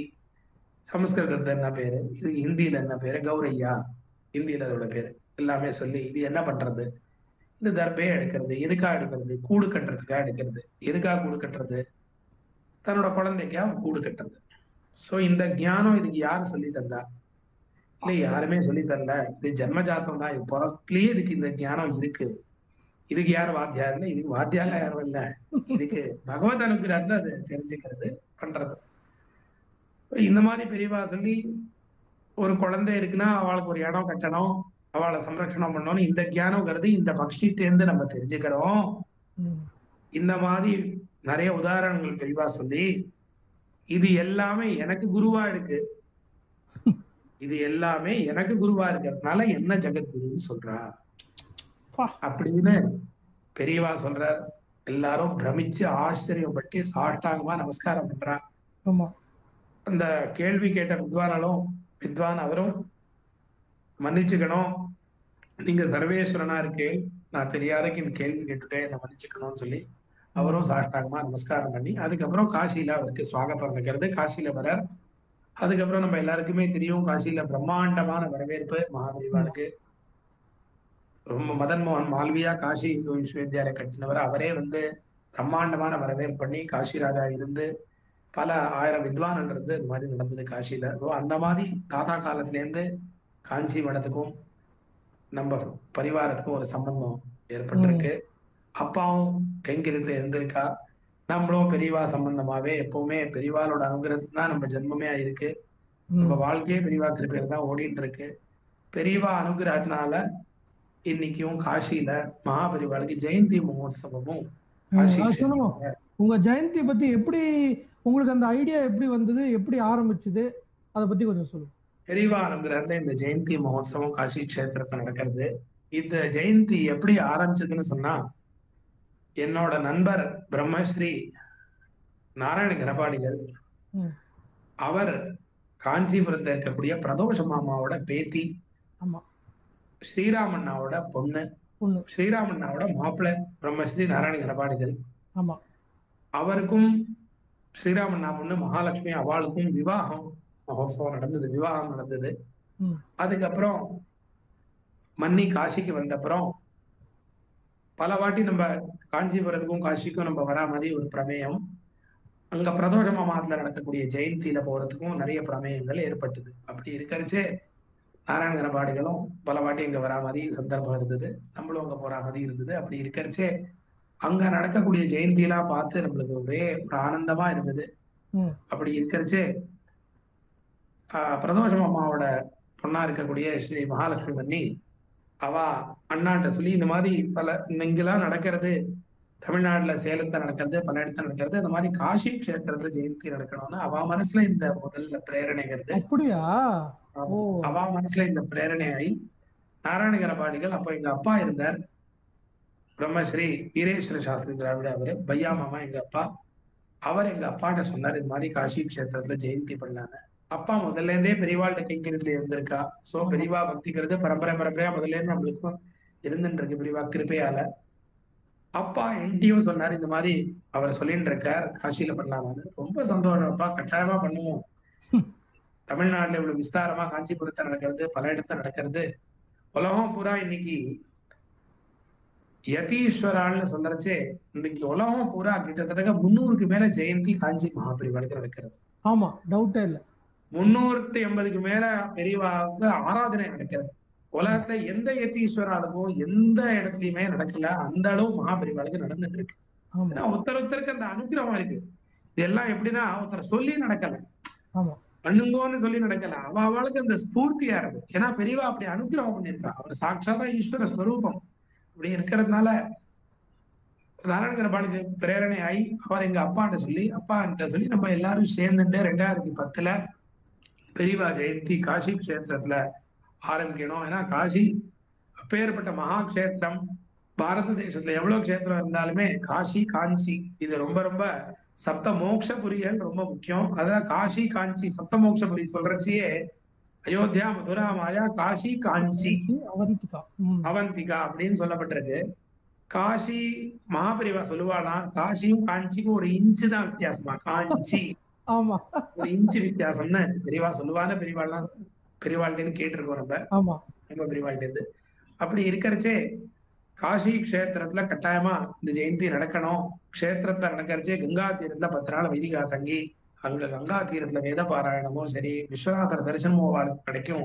கஷேத்திரத்துல நடக்கிறச்சே பல பேருக்கு இந்த வியாஜமா நிறைய அவளுக்கு கஷேத்திர வாசம் கிடைக்கும். இந்த எல்லாமே உத்தேசம் பண்ணி காசி கஷேத்திரத்துல பங்குனி மாசம் அனுஷம் ஜெயந்தியா வச்சிருக்கோம். அதுக்கு ஒரு காரணம் என்னன்னா, பெரியவாளோட ஜெயந்திங்கிறது முக்கியமான ஜெயந்திங்கிறது வைகாசி அனுஷம் தான் மகாபெரிவாளுக்கு நட்சத்திரம். நம்ம எல்லாருக்குமே தெரியும். ஆனா அந்த வைகாசி மாசம் போது காசியில ரொம்ப ரொம்ப வெயிலா இருக்கும், ரொம்ப உஷ்ணமா இருக்கும்.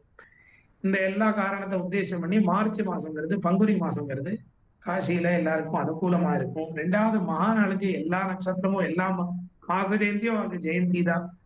பல கஷேத்திரத்தை பல ஊர்ல ஒரு மாசம் ஜெயந்தி மகாபெரிவாளுக்கு நடந்துட்டு இருக்கு. அப்படி பாக்குறச்சே பங்குனி மாசத்துல காசியில பெரியவாளுக்கு வச்சு போனா அந்த மாதிரி ஒரு சங்கல்பம் பண்ணி பெரியவா கிருப்பையால முதல் வருஷத்துல இருந்தே, ஏன்னா 1933 34 மகாபெரிவா காசிக்கு வச்சு சரவ சாக்கா பாராயணம் பண்ண வச்சவர். ஹிஸ்டரியில அப்படி படிக்கிறவங்க தெரியறது. பெரியவா காசியில வச்சு என்னென்ன நடந்தது அப்படிங்கிறது எல்லா சாக்கையும் பாராயணம் நடந்தது. பெரியவா அதை வச்சிருந்தானே இந்த விஷயங்கள் கூட எங்களுக்கு முதல்ல தெரியாது.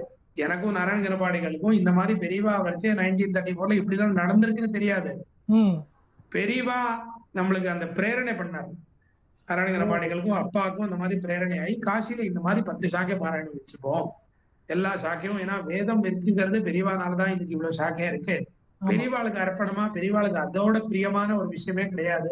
வேத பாராயணத்தோட ஜாஸ்தி பிரியம் இருக்கு. எல்லாத்தோட பிரியம் வேத பாராயணத்துல. அதனால முதல் வருஷத்துல இருந்தே 10 சாக்கையும் பாராயணம் வச்சுட்டு 10 சாக்கைனா ரிக்வேதத்துல சாக்கல சாக்கை சாங்காயன சாக்கைன்னு முதல் வருஷம் நம்ம கூப்பிட்டோம்.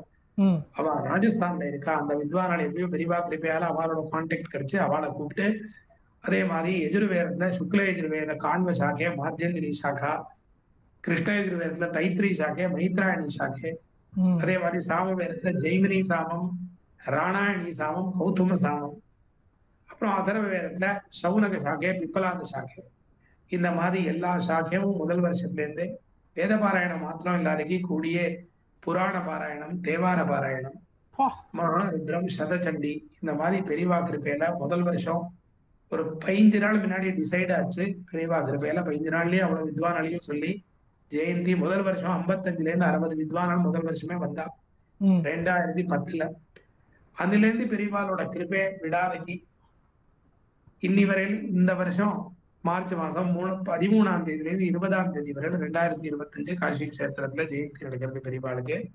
இது காசியில ஜெயந்தி ஆரம்பிச்சு இது 16வது வருஷம். இந்த ஜெயந்தியில ஒரு பெரிய விசேஷம் ஒண்ணு இருக்கு. பெரியவாளுக்கு பலவிதமா கொண்டாடுறா இந்த உலகத்துல. எல்லாருமே பலவிதமா ஒரு இடத்துல பாக்குறோம். அப்படி இருக்கிறது காசி ஜெயந்தியில விசேஷமா என்ன அமைஞ்சதுன்னா, பெரியவா கிருப்பையால அந்த எங்க அப்பாவோட மனசுல அந்த பிரேரணை ஆச்சு. கங்கையிலேயே தெப்போத்சவம் பண்ணக்கூடாது பெரியவாளுக்கு. தெப்போத்சவம் நதியா இருக்கு, இங்க ஜம்முன்னு பண்ணலாமேன்னு சொல்லி முதல் வருஷமே அந்த பிரேரணை ஆகி, அது ஏன்னா முதல் முறையாக மகாபெரிவாளுக்கு தெப்போத்சவங்கிறது கங்கையில காசியில தான் ஆரம்பிக்கப்பட்டது. அந்த ஒரு அனுகிரகமும் காசி ஜெயந்திக்கு நம்ம ஜெயந்தியில சேர்ந்தவா நம்ம எல்லாருக்குமே அந்த ஒரு பெரிய அனுகிரகம் கிடைச்சது. காசியில 2010 கங்கையில தெப்போத்சவம் பண்றதுக்கு ஒரு வாய்ப்பு கிடைச்சது. அந்த தெப்போத்சவத்துல எல்லாருமே பெரிய நதியா இருக்கிறதுனால 3 பெரிய போட்டு சேர்த்து வச்சு அதுல பெரியவா விக்கிரகம் வச்சு எல்லாரும் 150-200 பேர் கூடிய, நம்ம ஊர்ல தமிழ்நாட்டுல தட்சிண தேசத்துல தெப்போத்சவம் நடக்கிறச்சே தெப்பத்துல ஒரு 10 பேர் 20 பேர் இல்ல 50 பேர் இருப்பா. பாக்கி எல்லாரும் சைட்ல இருந்து தரிசனம் பண்ணுவா. காசியில பெரிய நதியா இருக்கிறதுனால 150 200 பேர் கூடியே தெப்பத்தோட போற மாதிரி ஒரு அமைப்பு பெரியவா கிருப்பையில இது எல்லாமே அமைஞ்சிருக்கு. அப்படி இருக்கிறச்சே இந்த ஜெயந்தி மகோத்சவம் நடந்துட்டே இருந்தது. ஆரம்ப கட்டத்துல நம்மள்கிட்ட பெரியவா விக்கிரகம் இல்லை. அதுவும் பெரியவா கிருப்பையால ஒருத்தருக்கு பிரேரணையாகி கோயம்புத்தூர்ல நாராயணன் இருக்கார், அவருக்கு பிரேரணையாகி பெரியவா கனவுல சொல்லி அவர் விக்கிரகம் ரெடி பண்ணி காசிக்கு அனுப்பிச்சார் ஜெயந்திக்கு. அவ நாராயணன் குடும்பம் தான் பெரியவாளுக்கு பல்லாக்கு தூக்கின குடும்பம் இல்லையா? அது அவ்வளவு எனக்கு டீட்டெயிலா தெரியல. அவர் நாராயணனா கோயம்புத்தூர்ல என்ஜிஓ காலனியில இருக்கார்.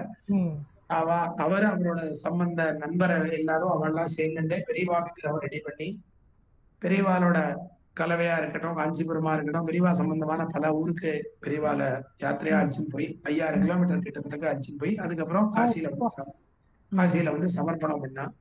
அதே மாதிரி பெரியவா கிருப்பையால நம்மள்ட்ட பாதுகை இருக்கல, அந்த பாதுகையும் பெரியவா கிருப்பையால பெரியவாழ்டி கைங்கரியத்துல இருந்த சந்திராமாமா அவர் மூலமாக அந்த பாதுகையும் காசிக்கு நம்ம ஜெயந்திக்கு அவர் சமர்ப்பணம் பண்ணார்.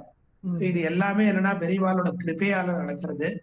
நம்ம எதுவுமே இல்லை, அவர் காரணகர்த்தாவா இருந்துட்டு இந்த சனாதன தர்மத்துக்கும் சரி, இந்த வேதத்துக்கும் சரி, வேதோக்த கர்மானுஷ்டானத்துக்கும் சரி, எல்லாருக்குமே நிரந்தரமா ஒரு அனுகிரகம் பெரியவா பண்ணிட்டே இருக்கா. அப்பேற்பட்ட ஒரு அனுகிரகத்துல தான் இந்த காசி ஜெயந்தியும் நடந்துட்டு இருக்கு.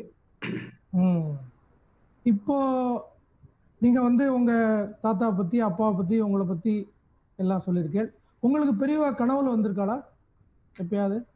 எனக்கு அந்த மாதிரி எதுவும் கனவோ அந்த மாதிரி எதுவுமே என்னோட எக்ஸ்பீரியன்ஸ் வாழ்க்கையில தெரியல எனக்கு.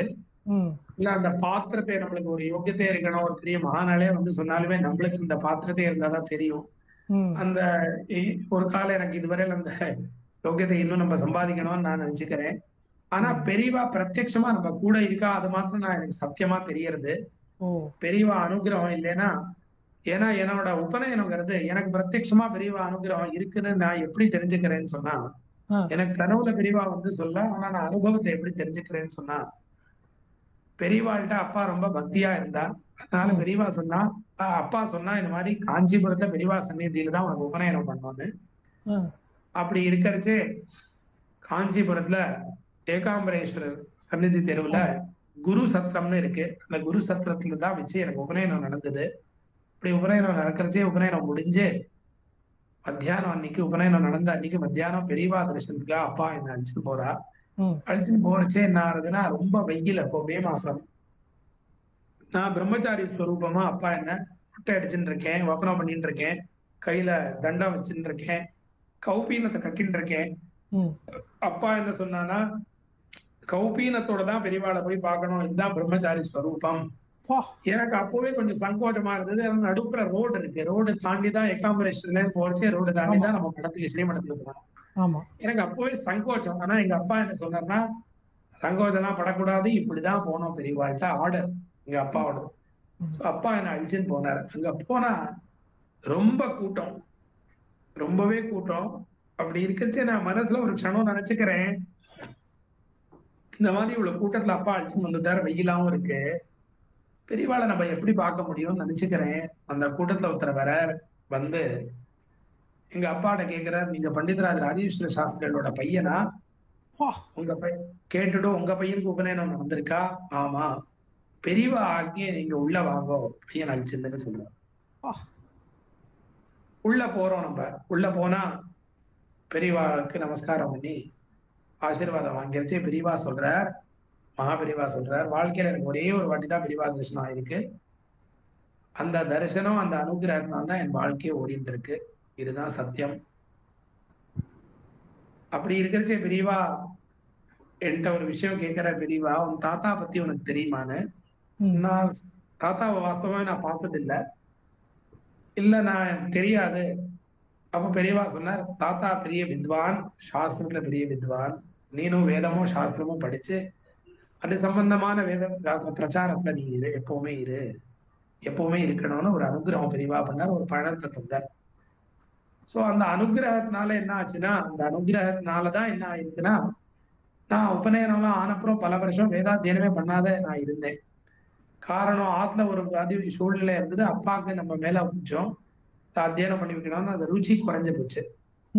அந்த மாதிரி ஒரு சந்தர்ப்பம், ஒரு சூழ்நிலை அமைஞ்சது. அப்படி இருக்கிறச்சே பல வருஷம் நான் உபநயனம் ஆனப்புற கூட அத்தியனமே பண்ணாத இருந்தேன். அதுக்கப்புறம் எங்க சித்தப்பா பிரம்மஸ்ரீ கணேஸ்வர சாஸ்திரி திராவிடஜி, அவர்கிட்ட ஆரம்பத்துல ஒரு 2-3 வருஷம் நான் அவர்கிட்ட இருந்தேன். அப்புறம் திருப்பி பிரேக் ஆச்சு. திருப்பி ஒரு வாத்தியார்கிட்ட போனேன். திருப்பி பிரேக் ஆச்சு. இப்படிலாம் பிரேக் ஆயிட்டே இருந்தது. ஆச்சே காசியில இங்க வாத்தியார் ஸ்ரீனிவாச தாத்தாச்சாரியர்னு நம்ம தமிழ்நாட்டுல நாவல்பாக்கம்னு ஒரு கிராமம் வந்தவாசி பக்கத்துல இருக்கு. அந்த கிராமத்தை சேர்ந்தவர். அவர் காசி இந்து யூனிவர்சிட்டியில மீமாம்சா விபாகத்துல இருந்தார். பெரிய சாஸ்திர வித்வான். அவர் ஒரு நாளைக்கு அப்பாட்ட வந்து, இந்த மாதிரி நீங்க உபநயனம் பண்ணிட்டே எல்லாமே சரி, பெரிய பரம்பரை, குழந்தைக்கு வேதாத்தியனமே ஆக மாட்டேங்கிறது, இப்படியே சும்மா சுத்தின்னு இருக்கான், சொல்லித்தர வேதாத்தியனம் ஆக வேண்டாமான்னு அப்பாட்ட வந்து கவலைப்பட்டார். அப்போ அப்பா என்ன அவர்கிட்ட போ அத்தியனம் பண்ணுன்னு அனுப்பிச்சார். அப்போ நான் அவர்கிட்ட கொஞ்ச நாள், அவரோட பையனும் நானும் 2 பேரும் சேர்ந்து அவர்கிட்டயும் கொஞ்ச நாள் வேதாத்தியனம் பண்ணிட்டு இருந்தோம். ஆனா அது கண்டினியூட்டி அவ்வளோ ஆகல. நான் அவ்வளோ ஸ்ரத்தையா அவர்கிட்ட போயிட்டு இருக்கல. அப்படி இருக்கிறச்சே அவர் சொன்னார், உனக்கு வேதம் வருது, ஆனா நீ எங்க அப்பாட்ட போறியா, இங்க நீ லோக்கல்ல ஸ்ரத்தையா வர மாட்டேங்கிற, எங்க அப்பாட்ட போய் அத்தியனம் பண்றியான்னு எனக்கு 16 வயசுல அவர் கேட்கிறார். வயசு 16 ஆயிடுத்து. வேதாத்தியனம்ங்கிறது 16-18 வயசுல பூர்த்தி ஆயிடணும், முடிஞ்சிடணும். கரெக்ட். எப்போ முடிஞ்சிடணுமோ அப்போதான் இந்த பிரேயர் இதே நடக்கிறது இருக்கு. அவர் கேட்கிறாரு, இந்த மாதிரி நீ போறியான்னு. எனக்கும் இதுவும் தெரியல. இந்த மகாபரிவாரோட அனுகிரகத்தினாலதான் எனக்கும் அந்த மனசுல அது பட்டுடுத்தும். படிக்கணும், படிக்கலைன்னா நம்ம பரம்பரை, வேத பரம்பரை நம்ம படிக்கலைன்னா நமக்கு சரியா இருக்காதுன்னு ஏதோ மனசுல பட்டுடுத்தும். அது அனுகிரகத்தினாலதான் அது வந்து வந்திருக்கு. அங்க போனா, அங்க போய் 2-3 வருஷம் இருந்து அவர்கிட்டயும் ரொம்ப வேகமா பாடம் ஆச்சு. அவரோட காசியில இருக்கக்கூடிய ஸ்ரீனிவாச தாத்தாச்சாரியர், அவரோட அப்பா மகா மகோபாத்தியாயர் ஸ்ரீ ராமானுஜ தாத்தாச்சாரியர் நாவல்பாக்கம் கிராமத்துல இருந்தார். அவர்கிட்ட போய் ஸ்ரீ வைஷ்ணவாலிலேயே ரொம்ப ரொம்ப மகா வித்வானா இருக்கக்கூடிய அவர்கிட்ட போய் வேதாத்தியனம் பண்றதுக்கு எனக்கு ஒரு வாய்ப்பு கிடைச்சது. அவரோட குருநாதாலோட கிருப்பையால, மகாபரிவா ஜெகத்குரு அவரோட கிருப்பை முதல்ல, அந்த கிருப்பையாலதான் நம்ம அங்க இந்த தூண்டுதல், இந்த பிரேரணை எல்லாமே நடந்திருக்கு. அங்க போய் அத்தியானம் பண்ணிட்டு திருப்பி காசிக்கு வந்துட்டே அந்த மாதிரி ஒரு சூழ்நிலை. மனசு சாஞ்சல்யத்தினால ஒரு வாத்தியாருக்கு நம்மளால இருக்க முடியல, காசிக்கு வந்துட்டோம். மதச்சு திருப்பி அதே மாதிரி ஒரு பிரேக் ஆரம்பிச்சிருந்தோம். 20 வயசு ஆயிடுச்சு. அந்த மாதிரி ஒரு பிரேக் நடக்கிறச்சுதான் எங்க வாத்தியார் சிதம்பரம் ஸ்ரீ மகாதேவ தீட்சிதர் அண்ணா காசிக்கு வந்தார். காசியில ஒரு கோவில்ல, சக்கரலிங்கேஸ்வரர் கோவில்ல கும்பாபிஷேகம். அந்த கும்பாபிஷேகத்துல கிரமபாராயணம் நடந்தது. இந்த கிரமபாராயணத்துல நானும் என்னோட சகாவா இருக்கக்கூடிய கணபதி பட்டுன்னு 2 பேரும் போனோம். அவரு எங்களை பார்த்துட்டும் என்ன சொன்ன, நீ கிரமம் அண்ணா சொல்ற, ஆனா இங்க முறைப்படியா நீ எவ்வளவு உழைச்சு படிக்கணுமோ படிக்கிற மாதிரி எனக்கு தெரியலையேன்னு அவர் சொன்னார். அப்போ அவர் சொன்னார், இந்த மாதிரி நீ சிதம்பரத்தை வந்து படிக்கிறியான்னு கேட்டார் 2000ல. அப்போ 20-21 வயசு ஆயிடுச்சு. அப்போ எனக்கு ஜட்டை கனம் பதக்கிரமெல்லாம் ஆகல. எனக்கு மூலவரையில் தான் ஆயிருக்கு. 20 வயசுல எல்லாம் கிராந்தம் முடிச்சிடணும், 18 வயசுலயே முடிச்சிடணும், இல்லைன்னா அந்த மாதிரி ஒரு வயசுல அவருக்கு அப்பவும் அந்த கரணத்துல இருந்து ஒரு பிரேரணை ஆயிடுச்சு. அப்பவும் திருப்பி இது எல்லாத்துக்கும் ஆதாரங்கிறது மகாபரிவாரோட அன்னைக்கு உபநயனம் அன்னைக்கு ஆன அனுகிரகம் தான் இதுக்கு எல்லாத்துக்கும் காரணம். நான் அப்படி தெரிஞ்சுக்கிறேன், நான் அப்படி பெரியவா உணர்றேன். பெரியவா என் கூட எப்படி இருக்கா, இல்ல எப்படி அனுகிரகம் இருக்கான்னு நான் இந்த ரூபமா எனக்கு இது பிரத்யட்சமா தெரிஞ்சது வாழ்க்கையில. குரு வாக்கியமா இருக்கார். ஆமா, அப்படி இருக்கிறச்சே பெரியவா எனக்கும் மனசுல பட்டது, சரி நம்ம மேல படிச்சாதான் கௌரவமா இருக்கணும். அந்த சமயத்துல எப்படி ஏற்கனவே நாவல் பார்க்க போறதுக்கு முன்னாடி மனசுல பட்டதோ அதே மாதிரி திருப்பி இந்த மனசுல இந்த பிரேரணையாச்சு. நான் சிதம்பரத்துக்கு போனேன். சிதம்பரத்துல ரொம்பவே பெரியவா அனுகிரகத்தினாலதான் 21 வயசுல போய் ரொம்பவே குறுங்கான ஒரு ஷார்ட் டைம்ல கனாந்தம் அத்தியனம் ஆச்சு. இது எல்லாத்துக்கும் காரணம் மகாபரிவா தான். இன்னைக்கு நம்ம கிருஷ்ணகிரித்துல கனாந்தம் அத்தியனம் பண்ணியிருக்கோம், ஓரளவு வேதம் தெரிஞ்சிருக்கோம்னு சொன்னா மகாபரிவாரோட அனுகிரகம் இல்லைன்னா என்னால நிச்சயமா இன்னைக்கு ஒரு கனபாட்டியா இருந்து ஒரு வேதம் இவ்வளவு தூரம் படிக்கிறதுக்கு நிச்சயமா என்னால முடிஞ்சிருக்காது. அதனால பெரியவா நம்ம கூட இருக்கா. ஒரு வேதாத்தியாயிகளுக்கு பெரியவா அனுகிரகம் பண்ணியிருக்கான்னு பல பேர் சொல்றா, நம்ம தெரிஞ்சுக்கிறோம். எனக்கு நடந்தது நான் அப்படியே சொல்றேன். பெரியவா அனுகிரகத்தினாலதான் இன்னைக்கு நான் அத்தியனம் பண்ண முடிஞ்சது. இப்ப இந்த மாதிரி பெரியவா நம்மளோட இந்த ரூபத்துல மகா பெரியவா இருந்துட்டு இருக்கா. அந்த அனுகிரக மூலமா தான் காசியில ஜெயந்தி எல்லாமே பெரியவா கிருப்பையில நடந்துட்டு இருக்கு. அண்ணா இப்போ நீங்கள் இவ்வளோலாம் சொல்லியிருக்கேள். கடைசியாக நம்ம மடத்துக்கு நிறையா அவதூறு வருது. நம்மளே இல்லைங்கிறா, 2500 வருஷம் பரம்பரை இல்லைங்கிறா, அதுக்கப்புறம் நிறையா ரூமர்ஸ் எல்லாம் ஸ்ப்ரெட் பண்ணுறா. இதை பற்றி நீங்கள் என்ன சொல்லணும்னு நினைக்கிறேன்?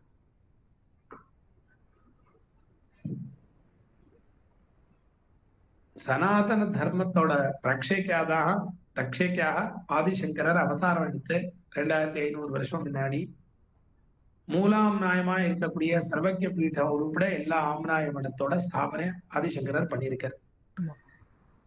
அப்படி இருக்கிறச்சே காஞ்சி காமகோட்டி மூலாம்நாய சர்வஜ்ய பீடமா அது துவாரா நிறைய ராஷ்டிரத்தோட ஹிதத்துக்காகவும் சனாதன தர்ம ரட்சைக்காகவும் வேத ரட்சைக்காகவும் நிறைய காரியங்கள் நடந்துட்டே இருக்கு இன்னைக்கும் நிரந்தரமா. அதே சமயத்துல எல்லா ஆம்நாய மட்டத்துல இருக்கக்கூடிய பல மகான்கள் எல்லா ஆம்நாய மடத்திலையும் இருந்திருக்கா. எல்லாருமே இந்த தேசத்துக்காகவும் சனாதன தர்மத்துக்காகவும் பல காரியங்கள் எல்லாரும் பண்ணியிருக்கா. அதனால நம்ம காஞ்சி காமகோட்டி பீடம் மூலாம்நாய சர்வஜ்ய பீடம்ங்கிறது 2500 வருஷமா இருக்கு. சர்வ நிச்சயம் இதோட இத்திஹாசம் ஹிஸ்டரி எல்லாமே இருக்கு. அதே சமயத்துல நம்ம இருக்கோம், கட்டாயமா இருக்கோம். எல்லாருக்கும் ஒரு மகத்துவம் எல்லா ஆம்நாய மடத்துக்கும் இருக்கு. அதனால இன்னைக்கு இருக்கக்கூடிய ஒரு சூழ்நிலையில தர்ம ரட்சைக்காதான் ஆதிசங்கரர் பிரதிஷ்டையை பண்ணிருக்கிற எல்லா ஆம்நாய மடத்தையும். அப்படி இருக்கிறச்சு இன்னைக்கு 4 பக்கமும் நம்ம சனாதன தர்மத்துக்கு எதிரியா இருக்கக்கூடியவா நிறைய பேர் இருக்கா. பல விதமா நம்ம சனாதன தர்மத்தை நம்பக்கூடியவா, நம்ம சிரமம் ஹிந்துவா இருக்கக்கூடியவா நம்ம பல விதமா சிரமம் பட்டு இருக்கோம். நிரந்தரமா நித்தியமே நம்ம சிரமப்பட்டு இருக்கோம். எந்த இடத்துல நம்மளோட மெஜாரிட்டி குறையறதோ அந்த இடத்துல எப்படி சிரமப்படுறான்னு நம்ம சோசியல் மீடியா மூலமாவோ இல்ல நியூஸ் மூலமாவோ நம்ம பிரத்யட்சமா தெரிஞ்சுட்டு இருக்கோம் இன்னைக்கு. அதுக்கு பிரத்யட்ச உதாரணம் பங்களாதேஷ்ல இன்னைக்கு பல லட்ச இந்துக்களோட சம்ஹாரம் நடந்துருத்தோம். அப்படி இருக்கிற ஒரு சூழ்நிலையில இவா இருக்கா இவா இல்ல இந்த வார்த்தைகள் சொல்றது காட்டிலும் யார் எங்க இருக்காளோ எல்லாருக்கும் ஒரு மகத்துவம் இருக்கு. எல்லாரும் தனிப்பட்டு நிறைய சத்காரியங்கள் பண்ணிட்டு இருக்கா எல்லா ஆம்நாய மடத்திலையும். எல்லாரும் ராகத்வேஷத்தை விட்டு முக்கியமா ஆச்சாரியாலாம் எல்லாருமே பகவத் ஸ்வரூபம் சாட்சாத்தா அவதார ஸ்வரூபம். அவளை நான் சொல்றதுக்கு எனக்கு எந்த யோகியத்தையும் கிடையாது. அதனால இந்த பக்தாள் இருக்காளே, பக்தாளா இருக்கக்கூடியவா பலவிதமா எப்பவுமே நம்ம இந்த சோசியல் மீடியால பல இடத்துல பாக்குறோம். இவாளை வாத்திட்டுறது அவளை வாத்திட்டுறது இந்த மாதிரிலாம் ஒன்னும் நிஷ்பிரயோஜனம். இதுல ஒரு பிரயோஜனமும் கிடையாது. ரெண்டாவது, எப்போ நம்ம அத்வைத சித்தாந்தத்தை ஒத்துக்கிறோமோ அத்வைத்தம்னாலே பேதம் இல்லைன்னு தான் அர்த்தம். எப்போ நம்ம எல்லாம் காஞ்சி காமகோட்டி பீடம் மூலாம்நாய சர்வஜ்ய பீடமா இருக்கக்கூடிய நம்ம காஞ்சி பீடம் பாக்கி எல்லா ஆம்நாய மட்டமும் எல்லாத்தோட பிரவர்த்தகர் ஆதிசங்கரர். அவர் ஆதிசங்கரர் அத்வைத மதத்தை ஸ்தாபனம் பண்ணியிருக்கார். அப்படி இருக்கிறச்சே அந்த அத்வைத மட்டத்துல இருக்கக்கூடிய நம்ம எல்லா ஆம்நாய மடத்துல இருக்கக்கூடியவாளும் சரி, அந்த மடத்தோட பக்தாளா இருக்கக்கூடிய நம்ம எல்லாருமே சரி, எல்லா விதமான பேதத்தை விட்டு அத்வைத்தம் எது பிரதானமான சங்கல்பமோ ஆதிசங்கரரோட அந்த லட்சியத்தை நம்ம அடையணும். அந்த லட்சியத்தை நம்ம உத்தேசம் பண்ணி இந்த மாதிரி சின்ன சின்ன ராகத்வேஷமும் பரஸ்பரம், ஏன்னா இன்னைக்கு இருக்கிற சூழ்நிலையில எல்லா நாளும் பல ஆயிரம் மாடு இந்த தேசத்துல கோவதம் நடக்கிறது, கோஹத்திய நடக்கிறது. நம்ம மாட்டோட பால் சாப்பிட்டு வளர்றோம். நம்மளுக்கு இந்த மாதிரி ராகத்வேஷத்தை இருக்கக்கூடிய வேகம் அந்த இடத்துல காமிக்கும். அந்த மாதிரி இருந்தா நாட்டுக்கு எவ்வளவு ரட்சை நடக்கும். அந்த மாதிரி நம்ம எந்த இடத்துல சனாதன தர்மத்தை நம்பக்கூடியவா அடி வாங்குறாளோ சிரமப்படுறாளோ அந்த இடத்துல இந்த எல்லா விஷயங்களும் சேர்த்து இந்த ராகத்வேஷம் எல்லாம் விட்டு அந்த இடத்துல நம்மளோட பவரும் நம்மளோட யூனிட்டியும் காமிச்சு நம்ம அவாளுக்கா காரியம் பண்ணோம். அதே சமயத்துல எல்லாரும் சேர்ந்து இருந்தோம்னா அவாவா ஆச்சாரியால் எல்லாருக்கும் அவாவாளுக்கு பூஜ்யாள்னா வந்தனியால் அவளுக்கு என்னைக்குமே நம்ம குரு ஸ்தானத்துல இருக்கக்கூடியவா அவ பத்தி நம்ம பேசுறதுக்கு நம்மளுக்கு அதிகாரம் இல்லை. அதே சமயத்துல இன்னொருத்தரை நிந்திக்கணும் துவேஷிக்கணும்னு அவசியமே இல்லை. எல்லாரும் தன் வீட்டுல ஒரு ஆச்சாரம் விசாரம் எப்படி அந்தந்த வீட்டுல நம்ம வச்சுட்டு இருப்போமோ, ஆனா சமுதாயம்னு வச்சே எல்லாரும் சேர்ந்து இருக்கணும், ராஷ்டிரம்னு வச்சே எல்லாரும் சேர்ந்து இருக்கணும். அப்படி இருந்தாதான் நம்ம இந்த சனாதன தர்மத்துக்கும் சரி, ஆதிசங்கரா மூல புருஷரா இருக்கக்கூடிய ஆதிசங்கரோட சங்கல்பமும் அதுதான். எல்லா மதத்தோட கண்டனம் பண்ணி கடைசியில அத்வைதத்தை ஸ்தாபனம் பண்ணார். அத்வைதமே ராகத்வேஷத்தை விட்டு பரஸ்பரம் ஐக்கியமதமா இருக்கிறது தான் அத்வைதம். அப்படி இருக்கிற அத்வைத மடத்துல நம்ம இருந்துட்டு நமக்குள்ள ராகத்வேஷம் வச்சுக்கிறதுல ஒரு பிரயோஜனமும் இல்லை. அதனால இந்த சனாதன தர்மத்தை ரட்சிக்காவும் கோமாதாவோட ரட்சிக்காவும் பல விதமான சிரமப்படுற நம்ம இந்துக்கள் எல்லாரோட ரட்சிக்காவும் எல்லாருமே எல்லா ஆம்நாய மட்டமும் சரி, ஆம்நாய மட்டத்தோட சிஷ்ய மட்டமும் சரி, அவளோட இப்ப நம்ம கும்பமேளான்னு பாக்குறோம். கும்பமேளால 2025 பிரயாகராஜ்ல கும்பமேளா நடந்தது. இந்த கும்பமேளால 66 கோடி மக்கள் ஸ்நானம் பண்ணியிருக்காங்க. 66 கோடி மக்கள் ஒரு இடத்துல சேர்றச்சு எவ்வளவு பெரிய ஒரு சந்தேஷம் இந்த உலகத்துக்கு போறது சனாதன தர்மத்துக்கு. இப்போ இந்த 66 கோடி மக்கள் எல்லாருக்கும் குரு யாரு? ஆதிசங்கரால ஸ்தாபிக்கப்பட்ட ஆம்நாய மடத்துலதான் ஒரு ஆச்சாரியால் தான் குருவா இருக்கு. எல்லாருக்குமே மூல புருஷா அவாதான். இப்போ இவா இத்தனை பேர் ஒரு இடத்துல சேர்றச்சு எவ்வளவு ஒரு பெரிய வைபவம் சனாதன தர்மத்துக்கு ஏற்படுறதோ, அந்த மாதிரி எல்லா ஆச்சாரியாலும் எப்போ ஒரு இடத்த வந்துடுவாளோ தேசத்துக்கா உபபீட்டங்கள் எல்லாருமே ஒன்னாயி அகாடா, அதே மாதிரி கும்பமேளால நம்ம பார்த்தோம் 13 அகாடா வந்து இங்க ஸ்நானம் பண்றா. பல லட்ச சாதுக்கள் இருக்கா. சோ எல்லா ஆம்நாய மடத்துல இருக்கக்கூடிய எல்லா ஆச்சாரியாலும் இந்த தேசத்துக்காக தேச ஹிதத்துக்காக எல்லாருமே சேர்ந்துட்டு இது பண்ணணும், இதனால சனாதன தர்ம ரட்சை காப்பாற்றப்படும், இதனால இந்துக்கள் காப்பாற்றப்படுவா, இந்த மாதிரி ஏதோ ஒரு விஷன் இருக்கோ எல்லாரும் தனிப்பட்ட நிறைய காரியங்கள் பண்றாங்க. எல்லாருமே கங்கை ரட்சிக்காக ஸ்வரூபானந்த சுவாமிகள் ஜோதிர் பீட துவாரகாவும் ஜோதிஷ் பீடத்துக்கு பீட்டாதிபதியா இருக்கக்கூடிய ஸ்ரீ ஸ்வரூபானந்த சுவாமிகள் அவர் கங்கா நதிக்காக ரொம்ப போராடி இன்னைக்கு நேஷனல் ரிவர்னு இந்தியன் கவர்மெண்ட்ல இந்த ஃபைனல் பண்ணிருக்கான்னு சொன்னா அதுக்கு ஸ்வரூபானந்த சுவாமிகள் காரணம். அந்த மாதிரி பூரி பீட்டாதீஸ்வரர் நிரஞ்சன தேவ தீர்த்தர் அவரும் நிறைய காரியம் பண்ணியிருக்கார்.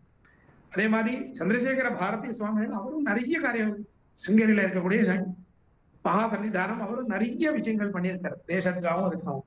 மகாபெரிவாலும் அவர் மகாபெரிவா காலத்தை சந்திரசேகர பாரதி சுவாமிகள் சொல்லியிருக்காரு, எனக்கும் அவருக்கும் எதுவும் வித்தியாசமே இல்லைன்னு சொல்லியிருக்காரு. பல பக்தாள்கிட்ட சொல்லியிருக்காரு, காஞ்சிபுரம் போயிட்டு வரவாழ சொல்லியிருக்காரு, நீங்க அவரை பார்த்துட்டே எல்லாம் என்ன பார்த்தா மாதிரி, அந்த மாதிரி மகாபெரிவாளும் சொல்லியிருக்கா. அத்வைதமா இருக்கக்கூடியவா அவெல்லாம் அப்படிலாம் இருந்திருக்கா. அதனால எந்த விதத்திலயும் இந்த பேதம் வச்சுக்காதைக்கு எல்லாரும் பரஸ்பர ஐக்கியமதமா இருந்துட்டு அப்படி இருக்கிறச்சே நம்ம சனாதன தர்மத்தோட இந்த பலம் இருக்கே, சக்தி இருக்கே, எங்கேயோ போயிடும், எங்கேயோ இருக்கும். அதனால இன்னைக்கு இருக்கிற பரிஸ்திதி இதுதான். யாரும் பெரியவாளா இருக்கக்கூடியவா ஒரு சின்ன பையனா இருந்துட்டு நான் இவ்வளவு பெரிய விஷயத்த சொல்றேன்னு தப்பா எடுத்துக்க வேண்டாம். இன்னைக்கு இருக்கிற வஸ்து ஸ்திதி இதுதான் இருக்கு. அதனால தப்பா எடுத்திருந்தாலும் அது பத்தி கூட எனக்கு பயம் இல்லை. ஏன் நான் சொல்றேன்னு சொன்னா இதுதான் வஸ்து ஸ்திதி. இத மாதிரி நம்ம சேர்ந்து இருந்தோம்னா எங்கேயோ நம்ம ராஷ்டிரம் போயிடும். இல்லைன்னா நம்மளுக்கு பிரதி தினம் லட்சக்கணக்கான நம்ம 100 கோடி மக்கள் இன்னைக்கு பாரத தேசத்துல இருக்கோம்னு நம்ம சொல்றோம். ஆனா நம்ம மாடை கோவதத்தை நிப்பாட்ட முடிஞ்சதா? ஒரு கோவத்தையே நம்மளால நிப்பாட்ட முடியறதா? காரணம் யூனிட்டி இல்லாததுதான். நமக்குள்ள வேதம் இருக்கிறதுனால தான் அப்படி ஆறுது. என்னைக்கு ஐக்கிய மதம் ஆயிடுமோ அன்னைக்கே எல்லாரும் எல்லா ஆம்நாய மட்டமும் ஒன்னா ஆச்சு. குறைஞ்சபட்சம் இந்த பாரத தேசத்துல 15 to 20 கோடி மக்கள் ஆம்நாய மடத்தை ஃபாலோ பண்றவா இருக்கா. 20 கோடி மக்கள் சேர்ந்துட்டு ஆச்சாரியாலோட ஒரு ஆதேசமாயி இந்த பாரத தேச கோவதம் நிப்பாட்டணும்னு சொன்னா எந்த கவர்மெண்டா இருந்தாலும் கேட்டானோ மறுநாளே கோவதம் நின்றுடும் இந்த பாரத தேசத்துல. யூனிட்டியா இருந்தோம்னா அவ்வளவு பெரிய பிரதிபலன் நம்மளுக்கு கிடைக்கும். எவ்வளவு புண்ணிய நதியில ஸ்நானத்துக்காக போறோம், நதிகள்லாம் எவ்வளவு சுத்தமா இருக்கணுமோ அப்படி இந்த பாரத தேசத்துல இருக்கிறது இல்லை. ஏன்னா நம்மக்குள்ள ஐக்கிய மதம் இல்லை. நம்ம அந்த மாதிரி பவர்ஃபுல்லா இருந்தா இந்த நதி ஸ்வச்சமா இருக்கணும்னு சொன்னா கவர்மெண்ட் பண்ணியாகும். கவர்மெண்ட குறையா சொல்லல, எந்த கவர்மெண்டாலும் நிறைய காரியம் பண்றாங்க. ஆனா அது போறல. நம்மளோட யூனிட்டியும் கட்டாயமா இந்த தேச ரட்சைக்காகவும் சனாதனத்துக்காகவும் கட்டாயமா தேவை. அதனால ஆச்சாரியாலோட அனுகிரகத்துல மகா பெரியவா எந்த விதத்திலையும் பேதம் வச்சுக்காதக்கி எல்லாருக்காகவும் இந்த தேசத்துக்காகவும் பல காரியங்கள் மகா பெரியவா பண்ணியிருக்கார். இப்ப இருக்கிற ஆச்சாரியாலும் நிரந்தரமா பண்ணிட்டு இருக்கா. எல்லா பீடத்துல இருக்கக்கூடிய ஆச்சாரியாலும் நிறைய காரியங்கள் இருக்கா. அதனால பரஸ்பர சௌமரஸ்யமா வேதத்துல 100 இடத்துல சகனா வவது சகனவும் பரத்துன்னு சொல்றோம். எல்லா வேதத்திலையும் சங்கட் சத்வம் சம்பரத்வம் எல்லாரும் சேர்ந்து இருப்போம், இல்ல எந்த ஐக்கியமத்தியம். விதத்திலையும் ராகத்வேஷம் வச்சுக்க மாட்டோம்னு நம்ம வேதத்துல பல இடத்துல சொல்றோம். அதை நம்ம நடத்தையிலையும் நம்மளுக்கு தெரிஞ்சுடுதுன்னா பரஸ்பர ஆனந்தம். இன்னொரு விஷயம், இந்த ஆம்நாய மடத்தை பத்தி நம்ம பேசுறோமே, ஒரு ஆச்சாரியால் பத்தி ஒரு மடத்தை பத்தி குறைவா பேசுறதோ சத்தியா பேசுறதோ பேசுறோமே, பேசுறவா ஒரு விஷயம் முதல்ல தெரிஞ்சுக்கணும். அவ என்ன அந்நிய மதத்தோட ஆச்சாரியாளா? கரெக்ட். அவளும் சனாதன தர்மத்துல இருக்கக்கூடிய ஆதிசங்கரால ஸ்தாபிக்கப்பட்ட மடத்துல இருக்கக்கூடிய ஆச்சாரியால் தானே. இந்த சனாதன தர்மத்துக்காக தானே அவளும் போராடுறா. அப்படி இருக்கிறச்சு அந்நிய மதத்தோட ஆச்சாரியாலும் இல்லையே அவ. அப்படி இருக்கிறச்சு அவ மேல ராகத்வேஷமோ ஏதோ வச்சுக்கிறது நம்மளுக்குதான் பாவம் சம்பவிக்கும். அதனால எல்லா விதத்திலயும் ராகத்வேஷம் வச்சு விட்டுட்டு எல்லாரும் சேர்ந்து இருந்துட்டு இந்த ராஷ்டிரத்துக்காகவும் இந்த தேசத்துக்காகவும் இந்த சனாதன தர்மத்துக்காகவும், ஏன்னா நம்ம எவ்வளவுதான் வேதமோ சாஸ்திரமோ எது படிச்சாலுமே இன்னைக்கு லோகத்துல என்ன நடக்கிறது, இன்னைக்கு நம்ம சனாதன தர்மத்துல இருக்கக்கூடிய இந்துக்களோட என்ன ஸ்திதி, அதுவும் நம்ம பார்த்து ஆகணும். அப்படி இருக்கிறச்சே இந்த பாரத தேசத்திலேயே எந்த இடத்துல மைனாரிட்டியா நம்ம இருப்போமோ அந்த இடத்துல நம்ம ரொம்ப சிரமப்படுறோம். பிரத்யட்சமா பல ஸ்டேட் உண்டு இந்த தேசத்துல. ஆல் ஓவர் நம்ம என்னைக்கு குறைஞ்சிடுவோமோ இன்னைக்கு ரொம்ப ரொம்ப பலவிதமான சிரமங்கள் நிச்சயமா வரும். அதுக்கு முன்னாடியே இந்த விஷயங்கள்லாம் இந்த ராகத்வேஷம்லாம் விட்டு எல்லாரும் சேர்ந்து இருக்கோம்னா ஆனந்தமா. அந்நிய மதத்துல ஒரு தப்பு பண்றவனை கூட அவ தப்பு பண்றான்னு கூட அவ ஒத்துக்க மாட்டேங்கிறா, சப்போர்ட் பண்றா. இங்க நல்ல காரியம் பண்றவன ஒத்துக்க மாட்டேங்கிறா. இது வருத்தமான விஷயம். நம்ம எல்லாருமே படிச்சவா, எல்லாரும் ரொம்ப விஷயம் தெரிஞ்சவா, என்னோட எல்லாருமே பிரிவாதான். ஆனா நம்ம எல்லாரும் ஒரு பொறுமையா இருந்து யோசிக்கணும். ஏன்னா அந்நிய மதத்துல இருக்கக்கூடியவா நம்மள எந்த அளவு சமாதானம் பண்றோம்னு நினைக்கிறான்னா, அவ என்ன சொல்றான்னா, அவளோட பல மீட்டிங்ல பல சோசியல் மீடியா மூலமா நம்ம தெரிஞ்சுக்கிறோம், நீங்க எனக்கு வீடு கட்டுறேன் வாசல் கட்டுறேன் எல்லாமே சரி, ஆனா நாளைக்கு நாங்க தான் வந்து இருக்க போறோம்னு அவ சொல்றான். இதோட போராத காலம் நம்மளுக்கு எதுவுமே இல்ல. 100 கோடி நம்ம இருக்கோன்னு பேரு அவ இப்படி சொல்லிட்டு இருக்கா. அதனால நம்ம புத்தி விவேகத்தோட சமயம் இருக்கிறச்சே எல்லாருமே இந்த பரஸ்பர ராகத்வேஷத்தை விட்டு எல்லாரும் ஐக்கியமதமா இருந்துட்டு எல்லா ஆச்சாரியாலையுமே எல்லாருமே பூஜ்ய பாவம் பக்தி பாவத்தோட இருந்துட்டு, ஏன்னா ஆச்சாரியாலோட சரணாகதியில் நம்ம போயிட்டோம்னா நிச்சயமா நம்மளுக்கு நல்ல மார்க்கம் கிடைக்கும். இந்த பாரத தேசத்திலே சத்ரபதி சிவாஜி மாதிரி மகாராஜாலாம் இருந்திருக்கா, சம்ராட்டா இருந்திருக்கானா, அவளுக்கும் ஒரு குரு ராமதாசர் இருந்தார். குரு இல்லாதைக்கு இந்த தேசத்துல எதுவுமே இல்லை. அதனால நம்ம ஜெகத்குருவா இருக்கக்கூடியவா அவளோட அனுகிரகத்துல அவ மூலமாதான் இந்த தர்மத்தை ரட்சிக்க முடியும். வேற யாராலையும். அரசியல்வாதி எல்லாருமே அப்பப்போ அரசியல்ல இதுக்கு நல்லவாளும் இருக்கிறவா இருக்கா, எல்லாமே இருந்தாலுமே முக்கியமா நம்ம சனாதன தர்மத்துல இருக்கக்கூடிய நம்ம எல்லாருக்குமே ஆச்சாரியாளுங்கிறது ஜெகத்குரு ஆச்சாரியால் தான். அவளை தான் நம்ம தெய்வமா நினைக்கிறோம். அதனால அவ நம்மளை வழிகாட்டியா இருக்கணும், இருந்துட்டு இருக்கா. இன்னும் எல்லாரும் இந்த பக்தாலா இருக்கக்கூடியவா பரஸ்பர இந்த துவேஷங்கள்லாம் விட்டு சௌமனசியமா இருந்து இந்த ராஷ்டிரம் சௌக்கியமா இருக்கணும். மகாபரிவாரோட அனுகிரகமும் காஞ்சி காமகோட்டி பீட்டாதீஸ்வராலா இருக்கக்கூடிய ஆச்சாரியாலோட அனுகிரகமும் எல்லா ஜெகத்குரு சங்கராச்சாரியாலோட அனுகிரகத்துல நம்ம எல்லாருமே க்ஷேமமா இருந்துட்டு நிறைய சத்காரியங்கள் விடாத பண்ணிட்டு, ஏன்னா சத்சங்கம் நல்ல விஷயங்கள் தான் நம்ம கூட வரப்போறது. இந்த உலகத்துல இருக்கக்கூடியவா நம்ம எவ்வளவு பணம் காசு எது சம்பாதிச்சாலுமே நம்ம கூட வருதுங்கிறது நம்மளோட தர்மம் ஒண்ணுதான். அதனால நல்ல தர்ம சிந்தனையோட இருந்துட்டு வரக்கூடிய சந்ததிகள், ஏன்னா நிறைய டெவலப்மெண்ட் நிறைய எல்லாம் இருக்கு, அடுத்த ஜெனரேஷனுக்கு நம்ம என்ன தந்துட்டு போறோம் அதுவும் நம்மளோட பெரிய கடமை இருக்கு. அதனால நிறைய சச்சிந்தனையோட நம்ம இருந்தாதான் நம்ம பசங்களும் இந்த லைன்ல வருவா, இந்த வழியில இருப்பா. அதனால எல்லாருமே சௌமனசியமா எவ்வளவு இருக்க முடியுமோ ஆச்சாரியால் கிருபையில எல்லாரும் சௌக்கியமா இருக்கணும். சௌமனசியமா இருந்துட்டு மகாபரிவா எப்படி பாடுபட்டாலோ எல்லா ஆச்சாரியாலும் எப்படி பாடுபட்டு இந்த தேசத்தை காப்பாத்துறதுக்காகவும் வேதத்தை காப்பாத்துறதுக்காகவும் வேத சம்பந்தமான பல விஷயத்தை காப்பாத்துறதுக்காகவும் எப்படி அவெல்லாம் தியாகம் பண்ணியிருக்கா, அந்த தியாகத்தை நம்ம நினைச்சுட்டு நம்மளும் அந்த வழியிலேயே இருந்துட்டு நிறைய சத்காரியங்கள் பண்ணிட்டு இருக்கணும்னு இந்த சந்தர்ப்பத்துல பல விஷயங்கள் ஒரே மாதிரி நம்ம பேசுறதுக்கு அவ்வளவு பழக்கம் இல்லை, அதனால பின்னாடி பேசியிருக்கலாம். ஆனா எல்லா மொத்தமா இந்த விஷயத்த கேட்ட அப்புறம் என்ன நம்ம மனசுல என்ன இருக்குன்னு நிச்சயமா எல்லாருக்கும் அந்த புரிஞ்சுக்கிற வாழ்க்கை நிச்சயமா அது புரிஞ்சிருக்கும்.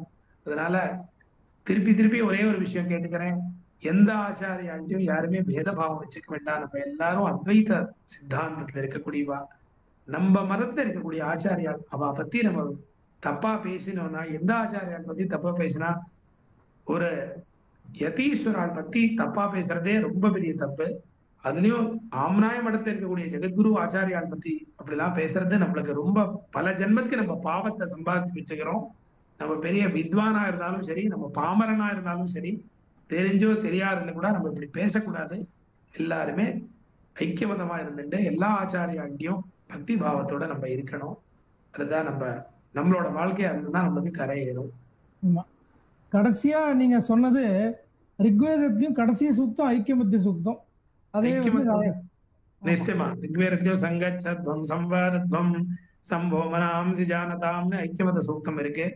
அதோட இந்த ஐக்கியமத சூக்தம் மாத்திரம் இல்ல, பல இடத்துல நம்ம வேதம் சொல்றச்சே சகனா பவத்து சகனோ புனக்கு உபனிஷத்துலாம் சொல்றச்சே சாந்தி பாட்டம்னு பேரு.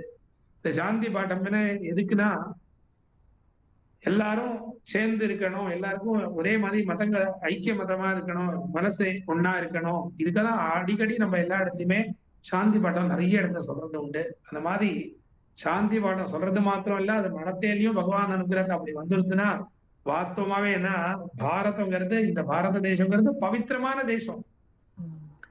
பகவானே இங்க அவதாரம் எடுத்திருக்கா, ஆதிசங்கரரே இங்க அவதாரம் எடுத்திருக்காரு, மகாபெரிமா மாதிரி மகான்லாம் இந்த தேசத்துல அவதாரம் எடுத்திருக்கா. அந்த தேசத்துல நம்ம பிறந்திருக்கோம்னு சொன்னா வாழ்க்கையே ஏதோ அனாவசிய விஷயத்துல வீணாக்கிடக்கூடாது. சன்மார்க்கத்தை இவ்வளவு ஆச்சாரியா நம்மளுக்கு வழிகாட்டியா இருக்கிறச்சே, பிரத்யட்சமா அவரோட அனுகிரகம் நம்ம எல்லாருக்குமே கிடைக்கிறச்சே, நம்ம எப்பவுமே நல்ல சிந்தனையோட இருந்துட்டு பக்தி பாவத்தோட இருந்துட்டு இந்த, ஏன்னா வாழ்க்கை நத்திங் இஸ் பர்மானன்ட், எதுவுமே நிச்சயம் எதுவுமே இல்லையே. இருக்கிறவர்கள் நல்லவனா இருக்கணும், நல்ல காரியங்கள் பண்ணணும். அந்த புத்தி எப்பவுமே நம்மளுக்கு பகவான் ஆச்சாரியால் கருணை பண்ணிட்டு இருக்கணும்னு பகவான்கிட்ட ஆச்சாரியால் சரணாரவிந்தத்துல பிரார்த்தனை பண்ணிக்கிறேன். ரொம்ப சந்தோஷம் அண்ணா. 7 வருஷத்துக்கு அப்புறம் இன்னைக்கு ஒரு ஃபைனலா இன்னைக்கு நாள் வந்து நல்ல நாள். நீங்க ஒத்துண்டு வீடியோ உங்க அனுபவத்தெல்லாம் சொல்லியிருக்கேன். இதே விஷயத்தெல்லாம் நான் 7 வருஷம் முன்னாடியே உங்கள்கிட்ட கேள்விப்பட்டிருக்கேன். ஆனா இதெல்லாம் உலகத்துக்கு தெரியணுங்கிறதுக்காக ரொம்ப கன்வின்ஸ் பண்ணி உங்களை இன்னைக்கு உட்காந்து ஃபைனலா வீடியோ எடுத்து முடிச்சிட்டோம். எல்லாமே சுவாமி கிருபை, நமக்கு சொல்லக்கூடாதுன்னு எதுவும் இல்லை. ஆனா இன்னைக்குதான் நேரம் வந்திருக்கு. இன்னைக்கு கஷேத்திரத்துல பெரியவாளோட ஸ்மரணை பண்ணோம்னு பெரியவாளோட அனுகிரகத்துல இன்னைக்கு அது நடந்திருக்கு. உஜ்ஜயின்ல உட்காந்து சொல்லிட்டு இருக்கேன் நீங்க. ரொம்ப சந்தோஷம். பெரியவா சரணம், பெரியவா சரணம், பெரியவா சரணம். Hara her Mahadev, Hara her Hara her Mahadev, Hara her Mahadev.